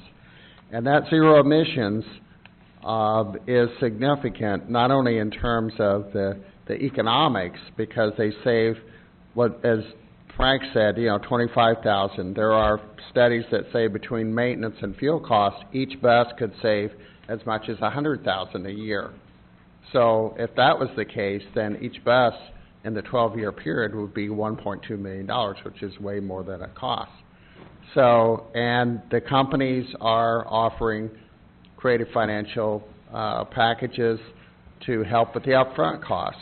They'll loan you the money for the price difference between what you're going to pay for the buses you're considering and their bus, and then you pay it back through your savings. So it really doesn't cost you any extra. But there are also health considerations. The emissions from diesel buses, even the clean ones, can put out contaminants that trigger asthma attacks and can contribute to certain kinds of cancers. Also, there are economic incentives in terms of the U.S. economy. These, like Proterra and BYD buses, are manufactured in the U.S. So by buying electric buses, you are helping our economy. You're adding thousands of manufacturing jobs. And also you're helping to with the global warming because globally 40% of greenhouse gases are attributed to oil consumption. So there are a number of incentives and reasons to buy electric buses. And I really want to encourage you to delay your decision. 2 of your board members have already were here when we had a Proterra bus and were able to ride the bus and listen to the Proterra people. We're going to have a BYD bus at our event in September, the St. Petersburg Drive Electric Day on the Bay event. We're going to have a BYD bus there, and we're hoping while it's here to be able to do a presentation with your board. And I think this just makes so much sense all the way around, economically as well as environmentally. Thank you very much. Mr. Rask. You are recognized. Good morning again, or good afternoon again. Good afternoon again. And I'm happy to give the counter-argument to this. A lot of interesting things were said here. Sierra Club and Proterra were mentioned by the previous speaker. This is why I find it problematic that PSTA had a joint event with PSTA showcasing the Proterra bus here earlier. That's how it was billed, and I did voice my objections at that time. Now, as for the specifics, there's a talk about dirty diesel. Diesel buses have improved tremendously over the last 30 years. NOx, which would be all the various forms of nitrous oxide or nitrogen oxide emissions, have declined 99%. CO2 emissions have declined tremendously too. The talk of dirty diesel is crazy. There's also biodiesel. I'm sure you've heard of that. The previous speaker talked about zero emission. No, that's not correct. That's zero tailpipe emission. The electricity has to come from somewhere, and here in Florida, 67% comes from coal or natural gas. Both are hydrocarbons, the very things they want to leave in the ground. So another 25% comes from nuclear, and I don't think the Sierra Club's for that or for that either. So these electric buses that they advocate would use 92% of their energy would come from hydrocarbons, fossil fuels, or nuclear. Furthermore, the comment was made that you'll save way more than it costs, and the number 1.2 million was thrown out. Well, I'm pretty familiar with the Long Beach contract that was mentioned. Those buses cost, I don't remember exactly, 1.2 or 1.3 million dollars each. And I did mention that to Ms. Rice at one point here, I think it was in May. 1.2 to 1.3 million dollars. That was a contract that had to be rebid, by the way. I'd be happy for you to contact Long Beach and see what their experience is, but also contact New York City and ask them why they got rid of their hybrid buses, all of them, 5 years ago, when diesel prices were much higher. One way to find out if these hybrid buses, I meant to say, one way to find out whether hybrid buses are a good idea right now it would be to offer them all out to lease, the hybrid buses you have. I don't know if you'd have any takers. I don't think so, not with current fuel prices. So in the order of things, should you buy diesel buses, which are the cheapest, or hybrid buses or electric buses? You probably can't even get takers for hybrid buses. They're a bad investment at this point in time. I do want to commend PSTA for getting the fuel costs down. And I want you to understand the key point here. If you buy more expensive buses, hybrid buses or electric buses, and I am finishing up here, I know the buzzer's going to go. If you buy those more expensive ones, you'll have fewer buses, which means you'll have to cut routes. So I urge you to approve this contract. Thank you. Thank you, Mr. Rask. The last speaker I have the card for is Mr. Phil Compton. You're speaking for 3 others, so you have 10 minutes should you need to use it. Good afternoon, and I won't take 10 minutes. I know it's getting late and lunchtime's upon us. I want to just say before I make these remarks that everything that we're saying today is offered as friendly advice. No one has supported PSTA in its mission to expand services throughout the community more than Sierra Club. And this is said in the same vein. We want you to succeed. We want you to be able to use the new technology that will enable you to be able to expand services. Today, you get to choose whether by buying 7 new diesel buses, you end your record of buying only the cleanest buses available that you've had for the last several years. We're here to ask you to please not move forward with this purchase until you have fully checked out all the new options. Please delay this purchase for a month period until you have the opportunity to fully vet the alternatives that can save PSTA money and allow it to expand rather than contract your services. We're asking you to postpone purchasing new buses until you can investigate all the cleaner options that will also save money. The buses you plan to buy, the new diesel buses, while they are cleaner than the 12-year-old buses that they'll replace, are still much dirtier than other new buses that are now available. But it's not just a matter of your failing to continue to reduce pollution as much as possible by acquiring the cleanest buses you can. These new diesel buses will cost more to own, operate, and maintain in the long run. Fuel and maintenance expenses will increase at a time when money, as we know today, is especially tight.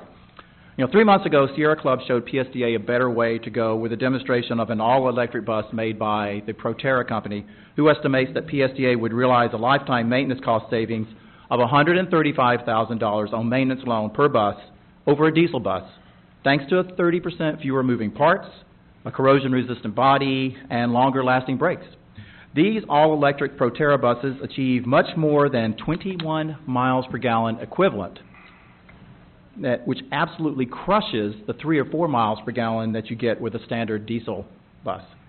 Transit buses can go about 50,000 miles a year, which means that difference is really going to add up quickly for you.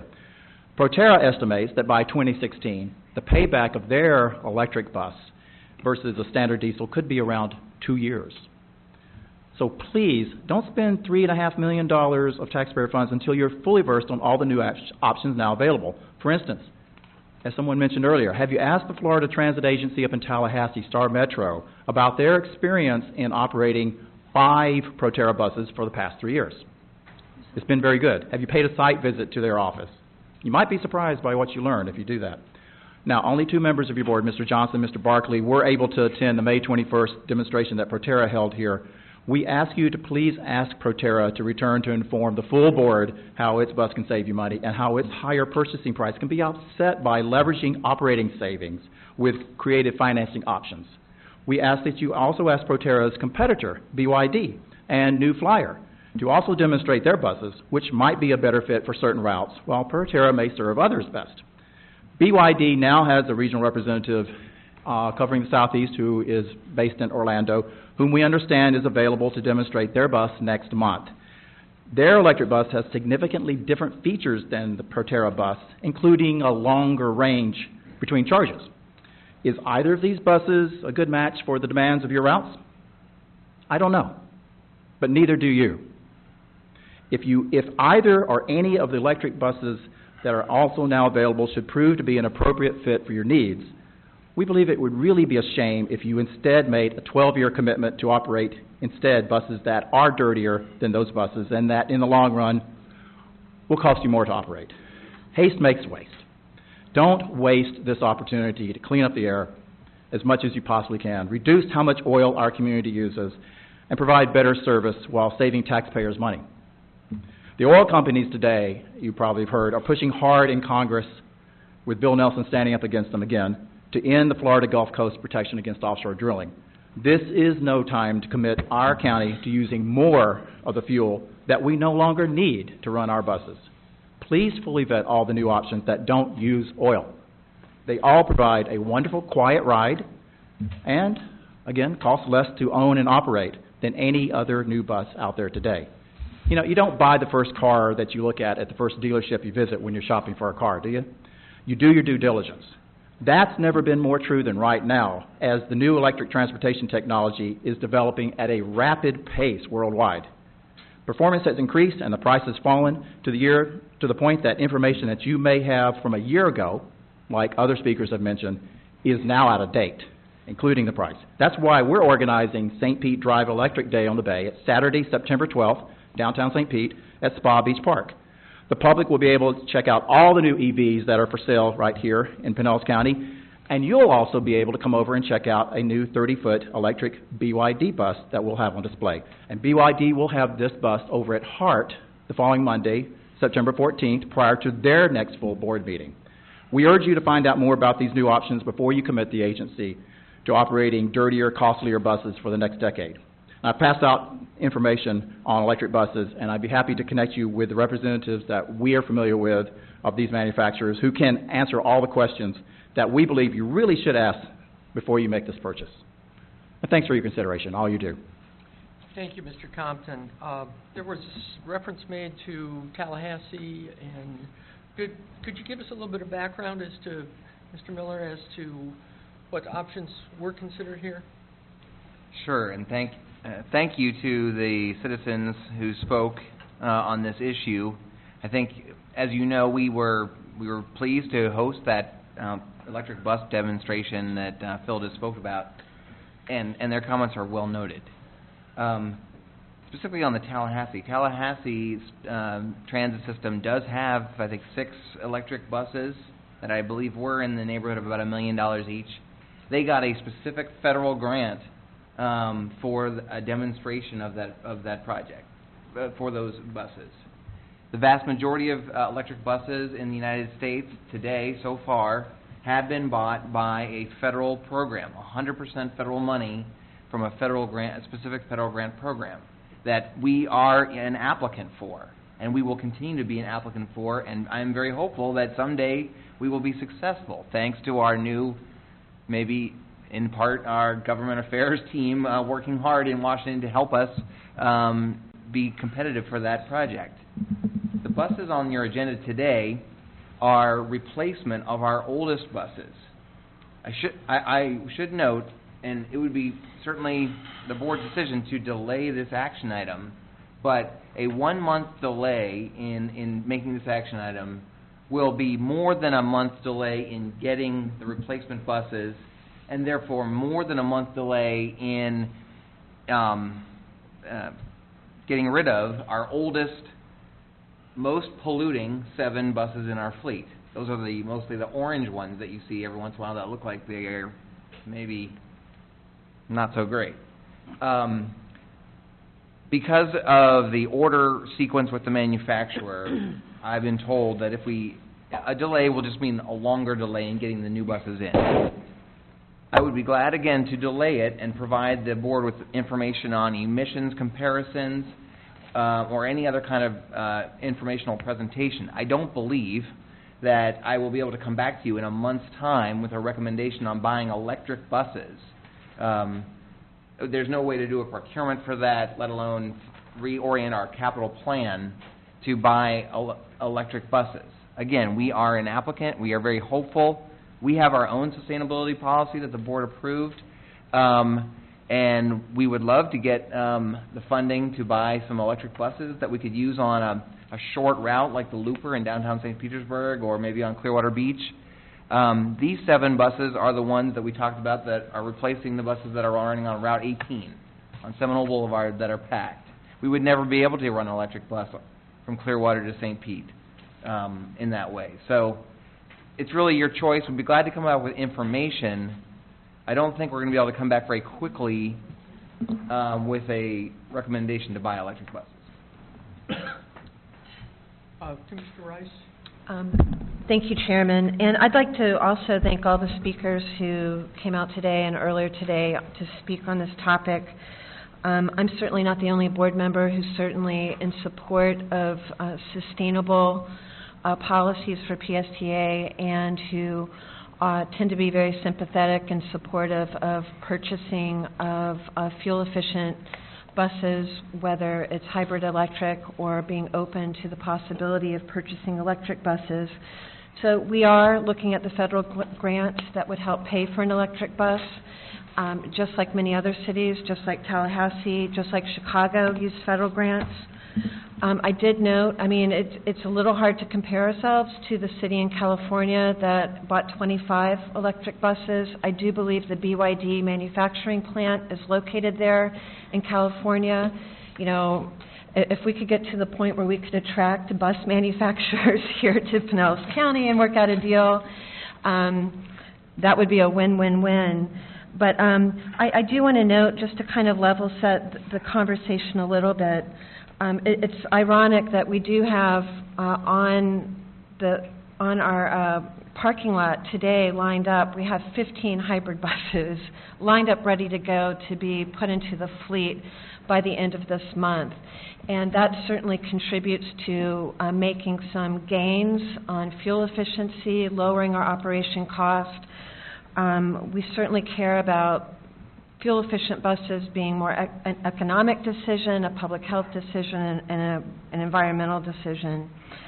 Also, what I would ask, Mayor Bajowski and I are on the MPO as well, and what would be really helpful is to hear from some speakers to come to the MPO and to encourage your support of the MPO using what's called STP Flex Funds for transit, because the availability of those funds could help PSTA be in a much better position in terms of purchasing buses.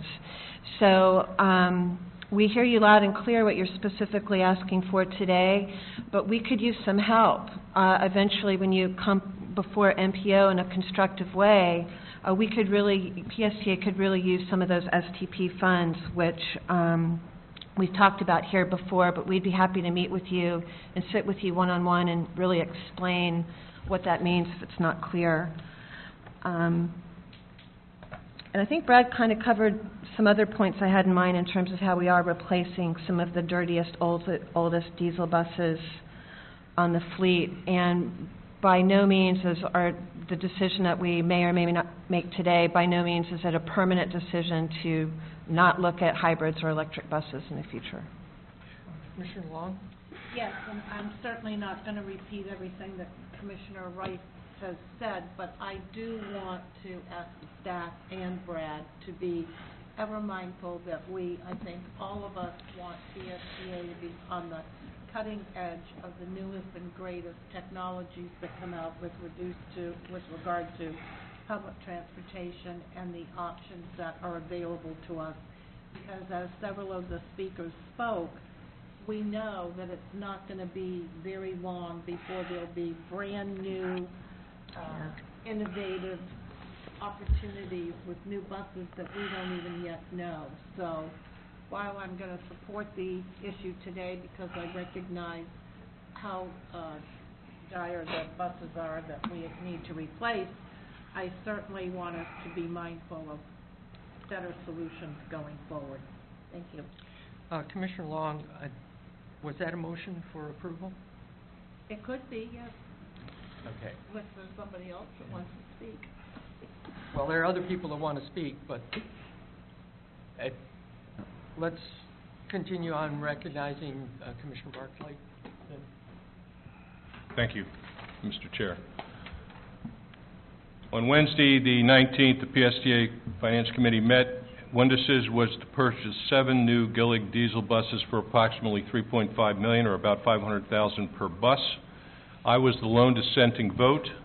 I voted no for the following reasons. Diesel buses pollute and are symbolic of old technology when PSTA is trying to be innovative and forward-thinking. We are a public service entity. We owe it to our citizens to show we care about the environment when we acquire new vehicles. Buying diesel buses sends the wrong message to our riders and all Pinellas County citizens. The words clean diesel are an oxymoron. It's like clean coal. It doesn't exist. Diesel particulate is in the air right now. Every single person in this room has diesel particulate in their lungs right now from the trucks and buses that are on the road. You can't get it out. It's like coal dust. We all have it. We don't need any more of it. Okay? Diesel buses cost more to operate because they consume more fuel and have more maintenance costs than hybrid diesel electric buses. Over the life of a bus, they end up costing the same or more than diesel hybrid buses. The length of some of our routes currently preclude CNG buses, that's natural gas buses, and electric buses, but some routes might lend themselves to electric buses with or without clean charging stations. There's a company in California called Complete Coach, which rehabilitates used buses from diesel to electric. In other words, they take the diesel engines out of the buses, they strip them down, they rebuild the buses, and they put electric motors in the buses with battery operation. Currently, electric buses can run approximately 150 miles per day without a battery charge, which is up from approximately 90 miles a day previously. So the technology is getting better all the time. With the addition of in-ground charging systems called wave technology, routes can be extended with quick charges. Basically what happens is there's a charging system in the ground. The bus sits at the stop for a few minutes, and 5% to 10% charging is affected during that very short period of time, which allows the bus to run a longer route. Numerous cities across the country, as many of our speakers have mentioned, numerous cities across the country are currently acquiring electric conversion buses to help improve the bottom line and their environment. Currently, the city of Indianapolis, as an example, is acquiring 21 rebuilt buses from this company, Complete Coach, for their transportation system called Indigo. The acquisition costs of these reconfigured buses are slightly more than the new Gillig buses PSTA is considering purchasing. They're about $580,000 to $600,000 instead of $500,000 that we're talking about for diesel buses. They're similar to the brand-new buses, except that they are reusing the bodies and other configuration parts of an existing bus. But the life expectancy is approximately 12 years, which is the same as a new bus. Electric buses are non-polluting, require substantially less maintenance. Henry will be happy to know that there are no oil filters or oil changes required. Brake regeneration extends brake wear, and even such things as daily fluid checks and fluid top-offs are eliminated. So that would help Henry's staff people, thereby reducing manpower costs. Current diesel bus gets about 6 miles per gallon on a 150-mile route on a daily basis. A bus is using 25 gallons of diesel fuel. That's like if we filled up every day in our cars. Several manufacturers are currently using some high-tech features. At least one vendor has already made a demonstration, as has previously been said, at PSTA, and we should encourage other vendors to make demonstrations as well.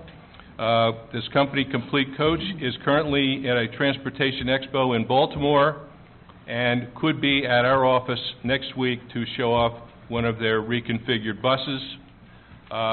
I'm going to suggest that everybody take a look at a YouTube, www.youtube.com/watch?y equals capital M, capital V, capital X, capital W, capital G, capital B, small g, capital Y, small j, 3, capital M. Take a look at that video. It's a Jay Leno video of his operation of this particular company's bus.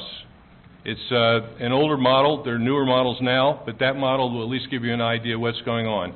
As is previously said, Hart has a demonstration scheduled for the BYD bus on September 14th. And my final comment is I would ask that we delay this until such time as we have adequate information to make an informed decision. Thank you, Commissioner. Vice Chairman Bujalski. Thank you, Mr. Chair. And I'm happy I got a little bit of a chance to hear at least some of the dialogue from my fellow colleagues here on the PSTA board, and thank you to all that came forward to speak in regards to our environmental sustainability program. I very much echo Councilwoman Rice's comments. She has been a long-time environmental advocate, as well as Commissioner Long. Sorry. They've both been long-time environmental advocates, as am I. We have made some decisions recently on our sustainability plan that I have personally not been very happy with, because I was here when this organization went from diesel to hybrid. And that was 2008, I think, was when we made our first order. I don't think we received them yet at that time, but I was part of the board at that time that we made the decision that everything going forward was going to be environmentally friendly. Now, of course, the difference at that time was that gas prices were rising to, or getting ready to rise to $4 an hour or more. And I get it. We were reacting to that just like we're reacting to the lower gas price now.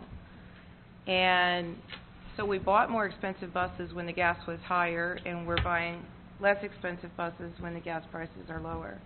That's not a sustainability program to me. I think you have to, as the stock market has been doing, as gas prices do, as the economy does, it goes up and down all the time. Now, you know, you have to be fiscally sound when you're doing what you're doing, but if you really have a sustainability program, you stick to at least the ideal of it. Maybe it's not the same technology, you know, as that ever changes, but you stick to the ideal of the sustainability. Having said that, I also understand the staff side. They've had a budget that they're trying to deal with, a long-term capital bus replacement program. They're trying to look at the best options they can, and this is a way to assist that, given the fact that we have a lot of buses that need to be replaced. I get all of that too. But even I noticed that the Finance Board asked for, on our staffing, further information, similarly that the planning had asked for on another subject. That additional information the Planning Board got at one of our, today, in the discussion about the route changes. We felt that was an important piece of information to help make that decision, and we got that. I don't see the information that the Finance Board asked for at today's meeting, which was, the Finance Committee also recommended new information on the comparison of emissions from various type of fuel propulsion systems be presented to the PSTA Board. And I would also add along that, you know, all the various cost analysis, which we have not seen. And so it's hard for me to make this decision because I was here when we started down the road of the sustainability, environmental sustainability. The financial sustainability is a whole other story. And so I have a hard time. You all have known I've fought this idea of walking away from hybrid buses a lot. Whether that's a good idea or not a good idea, I don't know. I know what the board has voted on. I've tried to be respectful of that. But I do have a hard time making this decision without knowing all the other facts. So. Thank you. Commissioner Scott? Thank you, Mr. Chairman. We have a real capital problem, and I think our capital program, bus purchasing replacement program, needs to be grounded in reality. And talking about buying buses that are over $1 million a copy is not reality, if you ask me. Unless money is just going to fall from the sky somewhere, to me, it's just kind of crazy talk. I mean, we're talking about running buses for beyond their 12-year lifespan, extending them to 15 years. Our current fleet of diesel hybrid buses is not going to look so shiny when we have to replace the battery packs and the CPUs at 80 to 100 grand when that takes place. And if we're talking about extending the life of those buses from 12 to 15 years, that's going to happen. And I question the merit of making that kind of investment in a vehicle that's 12 years old, to be quite honest with you. So I support this for financial reasons, but also environmental reasons. I mean, we have buses that are out there now that have absolutely zero emission controls on them. So to suggest that we're being environmentally irresponsible by replacing them with 7 diesel engines that have 2016 emissions on them, where you can literally do the white glove test on the inside of the exhaust system on those, to me, just doesn't make any sense. So I don't know if there's been a second on that motion, but if there hasn't, I would certainly do that. Well, I don't think it. I don't think we had one.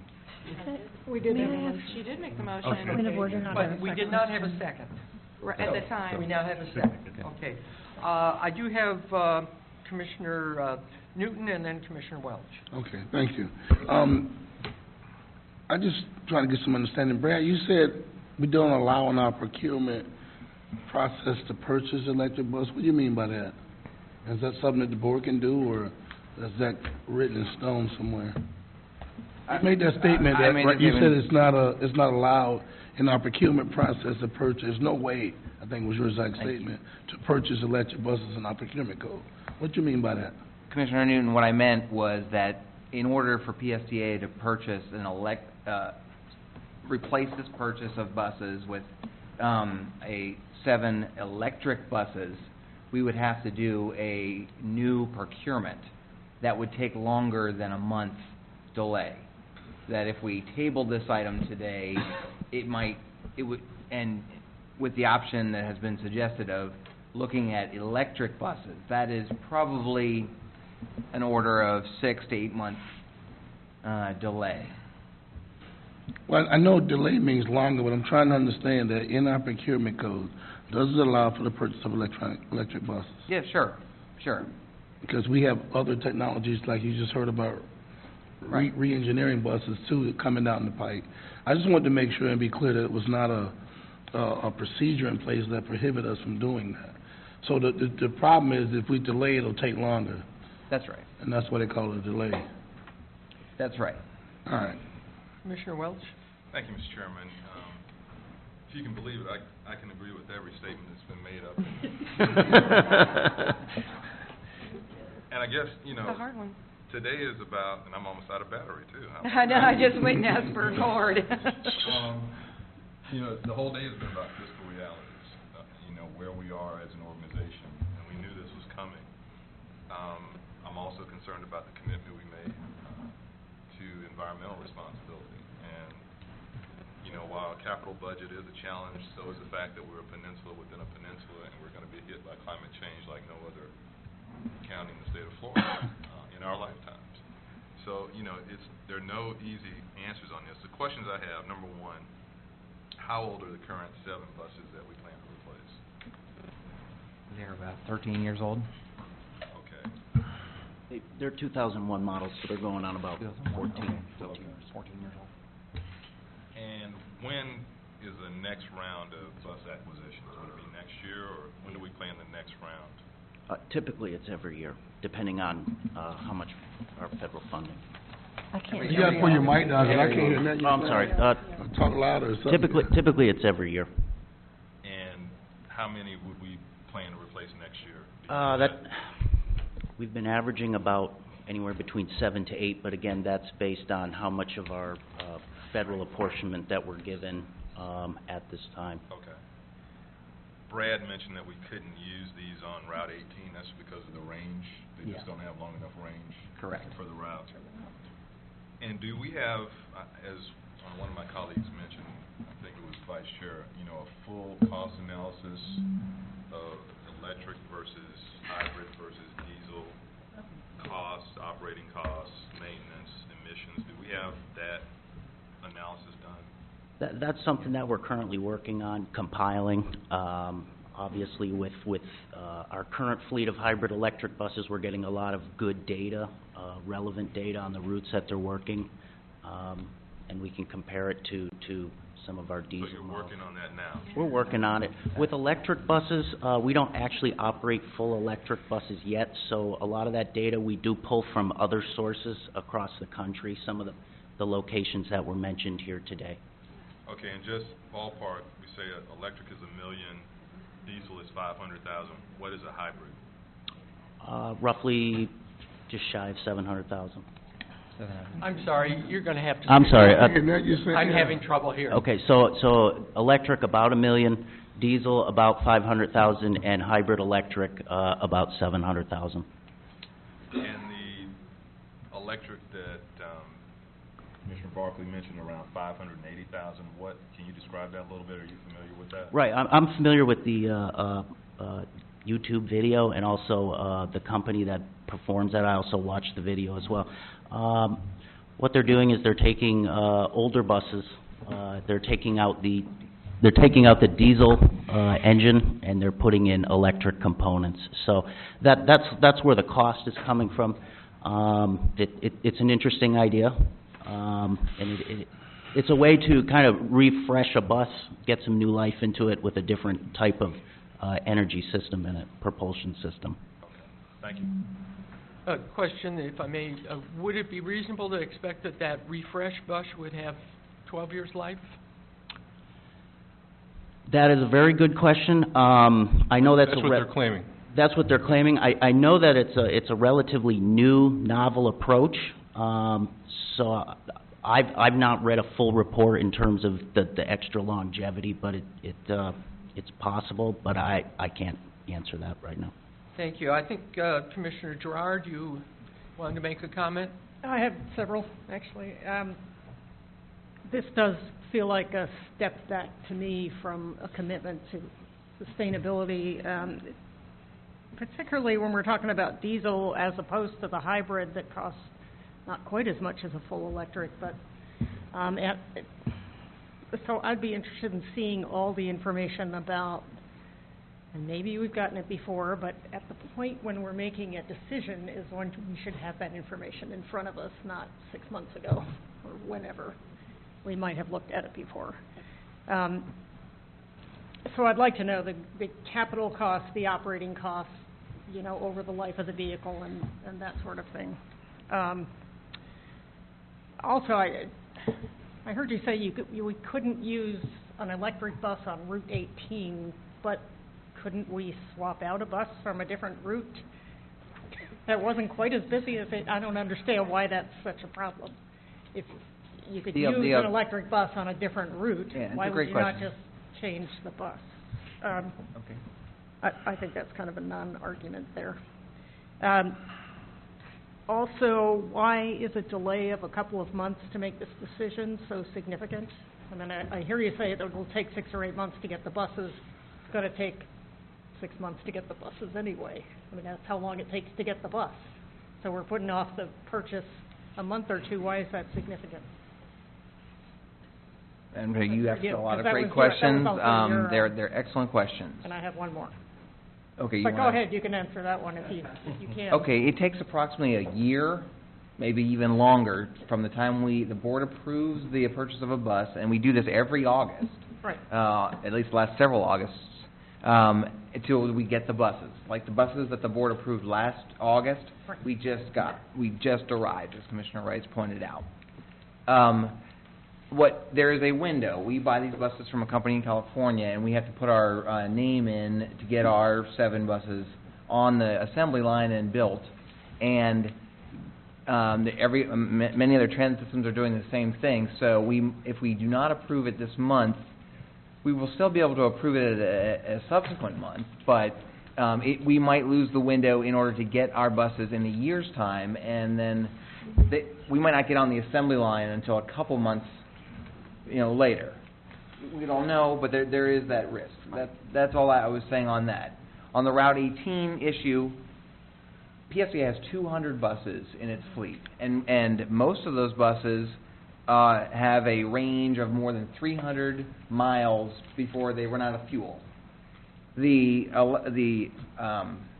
electric buses that were spoke about today, the manufacturer claims they maybe have a range of about 150 miles. So we would, in order for the bus to be put out and not run out of fuel, we would have to put that out on a shorter one of our PSDA routes than the Route 18. So no, an electric bus could not be put on that route. Route 18. Right, but there are other routes where they could. Route 18 is a very long and complicated route. Yes. It is. Right. The third question I had was, you talked about federal grants to buy all-electric buses. Yes. That we've been pursuing, but I don't see that on our legislative priority list anywhere. And I don't know how we're pursuing that if we haven't actually made that a priority. And I'd like to see us make that priority if there are possibilities there. I would certainly love to get a federal grant for electric buses, but I don't see where we've actually done anything about that. I too would love to see if we could get a federal grant to buy buses. We haven't even talked about that in the legislative committee, so I guess I'm wondering how is it that we're pursuing that? It is an existing grant program that's been around for a number of years. It would be certainly appropriate for you to suggest we want to add it as a legislative priority to increase the federal funding for that program, but we will and have made applications to the existing program. Our legislative program that we have on the agenda today is to support Congress supporting additional funds for different programs. But okay, but that's, I guess I thought I heard you say that was sort of a special grant that was available for electric buses. Maybe if it's not. It is. It is a specific pot of federal funds for low or no emission fuels is what it's called, that is available. It is It is a separate funding source for electric buses that a number of transit systems, including Tallahassee, Long Beach, were successful in getting grants awarded, so they bought those electric buses. And we were an applicant, we will be an applicant for that same program. Every year, Congress, or the Federal Transit Administration, issues a notice saying, please turn in a grant, and we do, as a course of business, apply for a number of different grants like that. Many of those are not part of our legislative agenda, in that they are existing grant programs administered by the Federal Transit Administration. But we can articulate that in greater detail in the future, if you'd like. Okay. Okay. Thank you. What you were talking about. Mayor Beavis? Yeah, couple of questions. The retrofit or refurb, or whatever you call it, what's the time frame to do that, to refurb one? Because obviously it will take a bus out of service for some time. I can answer that. It's approximately 8 to 9 months. I'm sorry, 8 or 9? 8 or 9 months. And would we have buses to cover those routes, I guess, while that's happening? That would have to be something we'd look at. That if we take 7 buses out of service to retrofit them... Well, you wouldn't take them out until you get the new ones. I think we would actually buy a new bus. Oh, I see. So they're doing them, I got you. And then we give them ours, and then they cycle over again. Right. Yeah. Got you. And I guess this is just kind of a concern, Commissioner Gerard mentioned, too, that it'd be great to have the information. If we do this every August, I'm kind of perplexed as to why we didn't have all the information available to us, both for the Finance Committee to review electric buses, hybrid buses, low diesel, whatever you call it, diesel friendly. If we know that we do this every year, why do we not have the best availability? We know this board, they're going to be inquisitive about this, and why we didn't have that available to us, and we're talking 6 months to get that information, I guess. I'm kind of perplexed as to why we didn't have that if we know we're going to ask for it. Commissioner Long? Well, I don't even know if my point here, I was going to ask for a point of order, and I don't even know if it's appropriate, but, and I can't speak for anybody else on this board, but I can just tell you that our agenda states that we started today at 9 o'clock, and we were supposed to be done at 11:25, and I have another commitment that I just cannot abdicate, and this is a really important issue, and we have several other important issues coming up right behind it. I don't want to miss these conversations and these votes, but I'm only one human being, and I cannot be 2 different places in 2 different parts of the county at the same time. Yes, you can. So how can we... I got Will, he looks just like me. If it's the will of the commission, we would be glad to take, is the proper to table it till next meeting while we get, or postpone? Continue. Continue. Okay. And we'll get you the information, or a presentation on the various costs and benefits of the different emissions. We'll be more than happy to do that. I think we need to have the best available information in front of us. Sure. I agree. Okay, I'll take that as a motion to continue. Is there a second? Second. Okay. We're continuing that motion, so that we're, yes, we're just laying it on the... Don't say laying it on the... No, we're not laying it on the table. We're not laying it on the table. Point of order, if I might. This is not answering my concern about how can, I don't want to wait another month until we take up these issues, but is it the will of the board that we're going to take them all up right now? Because it looks to me like we'll be here another few hours. We've only got one more. I can tell you my iPad's going dead. Can we just take care of the motion to continue, and then we'll get to the next one? Yep. All in favor of the motion to continue till the next meeting, the Gillig bus purchase agenda item? Aye. Aye. Okay, opposed. The next item is the action item on the PSTA legislative agenda. Commissioner Long made a point saying, how long will we take for that? Beyond that, it is information items. You have the information items in your agenda pack. It's the pleasure of the board. Do you want to, we have the agenda, legislative item is the next item on the agenda. Are you ready to hear Mr. Chair, that? I think we could cover the final action item in about 2 minutes. And we have one public comment on it. And then we can work through our action agenda. Mr. Chair, item 6C is the PSA legislative agendas, both the state and the federal government. I want to just acknowledge the work of the legislative committee chaired by Darden Rice, including Ben Diamond, Mayor Beavis, Commissioner Newton, and Commissioner Gerard, who worked hard with me and our legislative team to develop a much more detailed legislative agenda that covers a number of issues at both the federal and state level. I want to recognize Harry Glenn, who is in the audience there. Harry, raise your hand, maybe.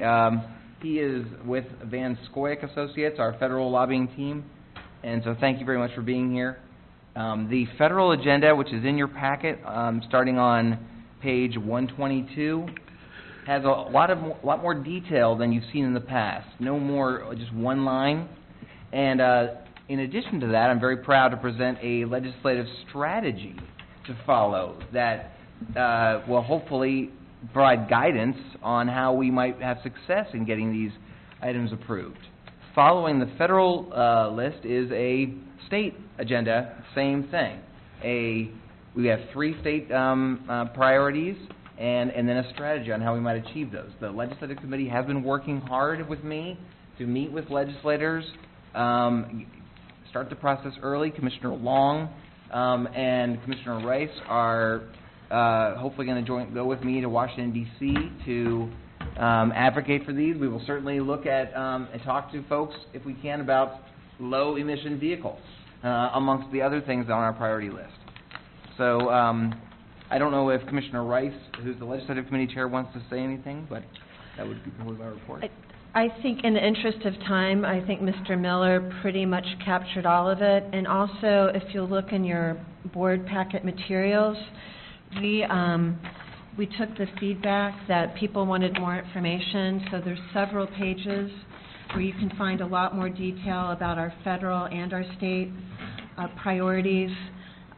There's much more detailed one-pagers. There is a lot more information that explains the rationale of our strategy and the timeline of our meetings. And we've been working on a lot, and we've really captured a lot of it in writing for you. And if you have any questions, we'll be glad to take them. And I'd also like to thank the members of our committee who've also given us really terrific, detailed feedback. And Brad and I have been busy meeting one-on-one with our legislative representatives. And I'm chomping at the bit. I'm ready to get started. Was that a motion of approval? So I move that we please take action today to accept our federal and state legislative priorities. Second. Vice Chair, did you have a comment? Well, I was just thinking about what Commissioner Gerard mentioned earlier about, going after those grants and the sustainability grants and stuff. I don't know if, Chairman, you feel that fits in with this federal funding on the list? That covers it?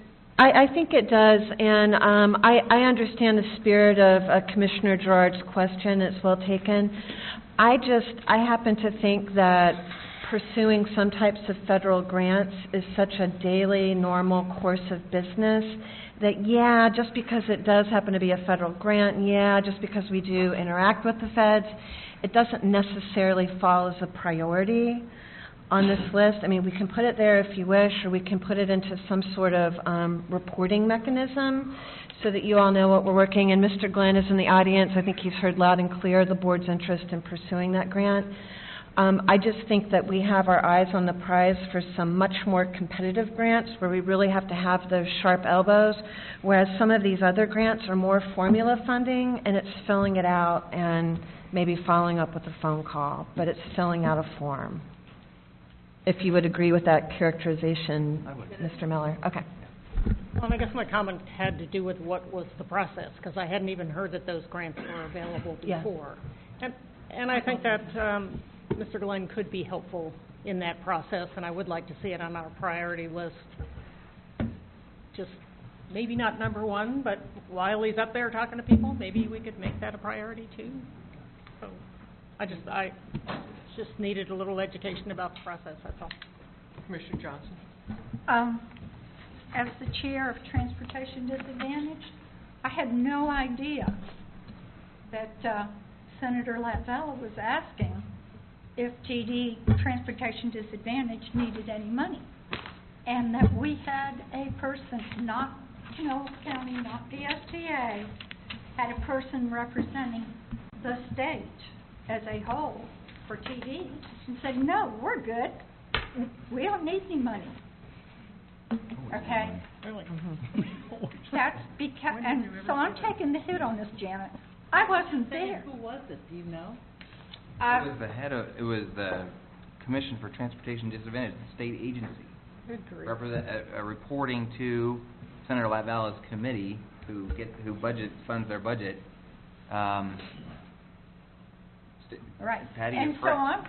I'll take the hit for that. I should have known, but I didn't know.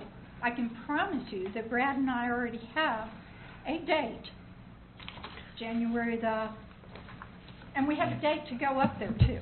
Not only do we have the day picked out, but we have made plans to be there to say, we need the money. We just had to raise Transportation Disadvantaged by 15%. Chairman? Mayor Beavis? Yeah, I'd just like to say, and I brought this up at our legislative committee meeting, that it's much more exciting this time.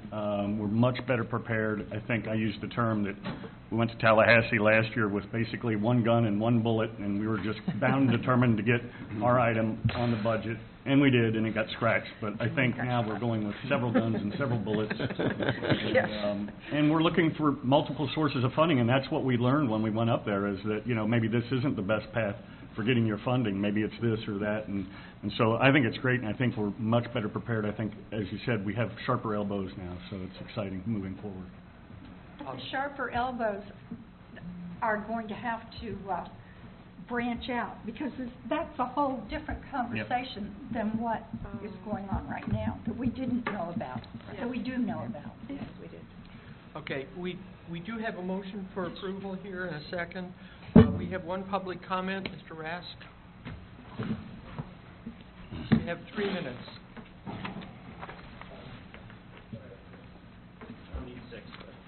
I'm a little bit confused about the process, but I'll follow up with you afterwards. I don't have the big sheet for this one. Right, but as far as do you take public comment? You have 3 minutes. Do you take public comment once a motion and a second has been made or some other time? Anyway, I'll follow up with you that separately. I'm only going to talk about the state legislative agenda. I did look at it, and as I told you in an email, I think it's misguided. What you could call more bullets could also be called a scattershot approach. I looked at the memo from Gray Robinson. I've tried to get confirmation directly from Senator Jeff Brandes as to whether he actually supports the Central Avenue BRT. I've not been able to obtain that. It would surprise me if he did. I want to give you the big picture. I said after the green light defeat that BuzzFeed ran an article, very respected website, BuzzFeed.com, where they said that big news stories, big campaign spends don't move the needle anymore. And what I said to this board and what I've said to others is that elected officials in government no longer control the message. You cannot control the message. The message is whatever the message is among private discussions people have through email, Facebook, social media, whatever.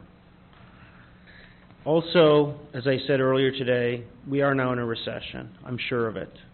You can look at the world economic data. China's the world's second largest economy. Their shipments, exports by value in July were down 11%.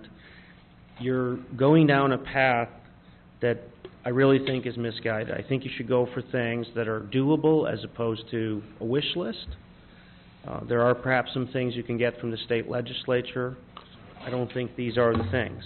I don't think that printing it up and putting it in nice color, this is not a color printout because I'm frugal, but to create these kinds of things aren't going to increase your chances.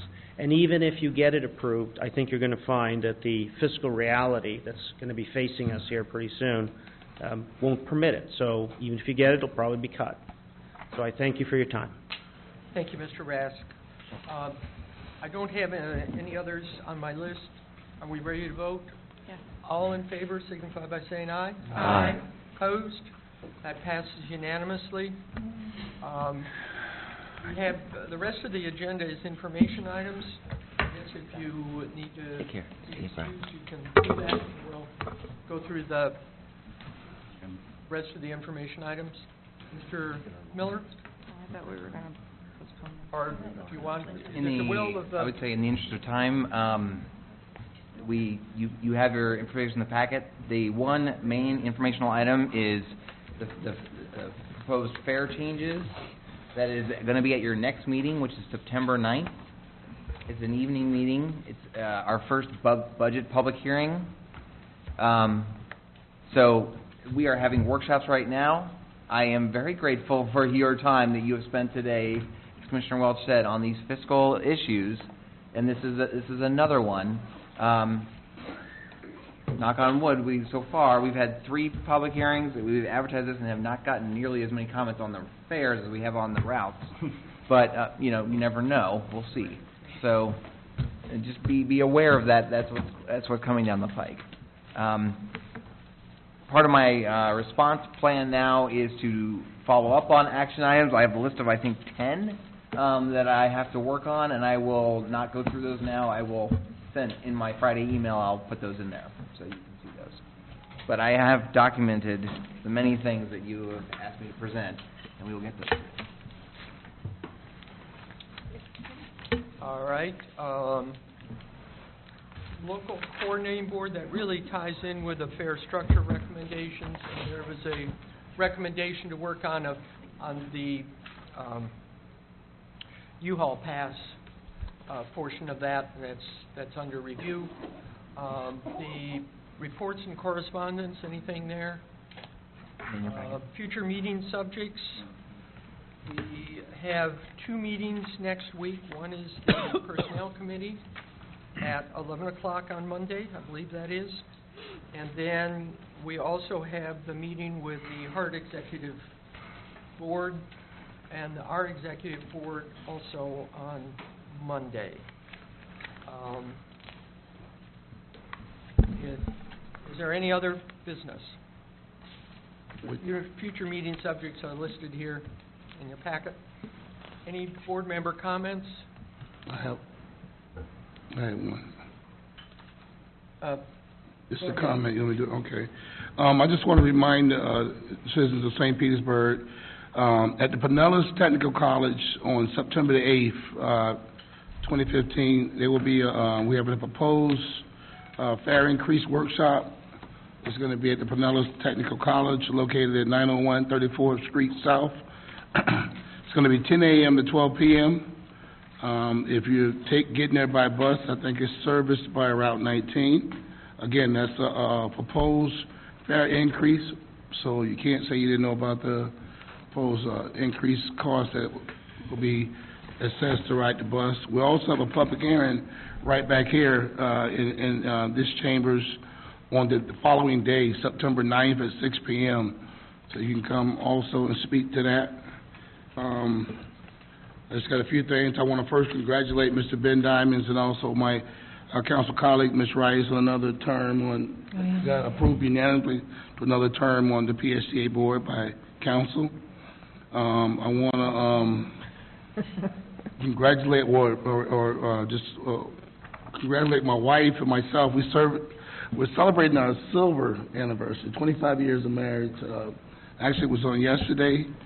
My happy birthday to myself, which is tomorrow, so I get the happy birthday wedding anniversary gift. Pretty good deal. Get yourself something nice. Yeah, really. Also, I want to congratulate my brother Will. He successfully made it out of the primary, and he'll go on to November in the runoff election, hopes to replace me on council in District 7. The voter turnout in the district was, again, not good. 19,114 people that could have voted. Only 27,742 voted for a turnout of about 14.4%. So when you're concerned about things that are happening to you in your community, in and around your community, and you have the opportunity to vote and participate in the democratic process, and you don't, when you know about public hearings about fees and increases of things that's going up, and you don't show up and voice your opinion, and things happen, and later on you complain about it, can't say you didn't know. Every opportunity and vehicle or mechanism is trying to be made available to you to do just that. And I urge you to participate. That's all I have, Mr. Chair. Thank you. Mayor Gerard? I'm Just, sorry, Commissioner Gerard. Okay, I respond. Is this random comments at the end of the meeting? Yeah, I just thought there might be a couple instead of going all the way around. I do have one that I wanted to bring up, and I mentioned this to Brad when we met last week or a week before or whenever that was, that this board is so big that it's difficult to get the chair's attention sometimes, to be able to speak. And one of the things we had at Largo was a queuing system that you could ring in and tell the chair that you wanted to speak. And I think that would be helpful for these meetings, if we could look into the cost for something like that. I mean, there are so many of us that, you know, sometimes we want to resort to throwing things down the dais, but you don't. I mean, I think you can queue in, and then if somebody has already said what you were about to say, you can unqueue yourself. And But I think it would would help the meetings be more orderly and cut down on frustration levels if we looked into something like that. It's a great point, and my IT director has already gotten some quotes, and we're planning that. We're actually planning to do a whole new audio visual for the microphones and the upgrade all that. Okay. So it's very helpful. We'll get some of that. Great. Yep. I do respond to a spitball or a... Yeah, I can't throw that. It's important that I recognize you, and I'm trying to do my best, but I'm not like a horse that has an eye on both sides of my head. Are there any other comments for the end of the meeting? If not, we are adjourned. Thank you very much. Tom, you got me a lawyer? That was a quick No. I will get you some money. Let me get the, I just the keep one that forgetting. be right by my house on the ship. I will call you this afternoon. I have someone in mind. Let me make sure he's the right guy.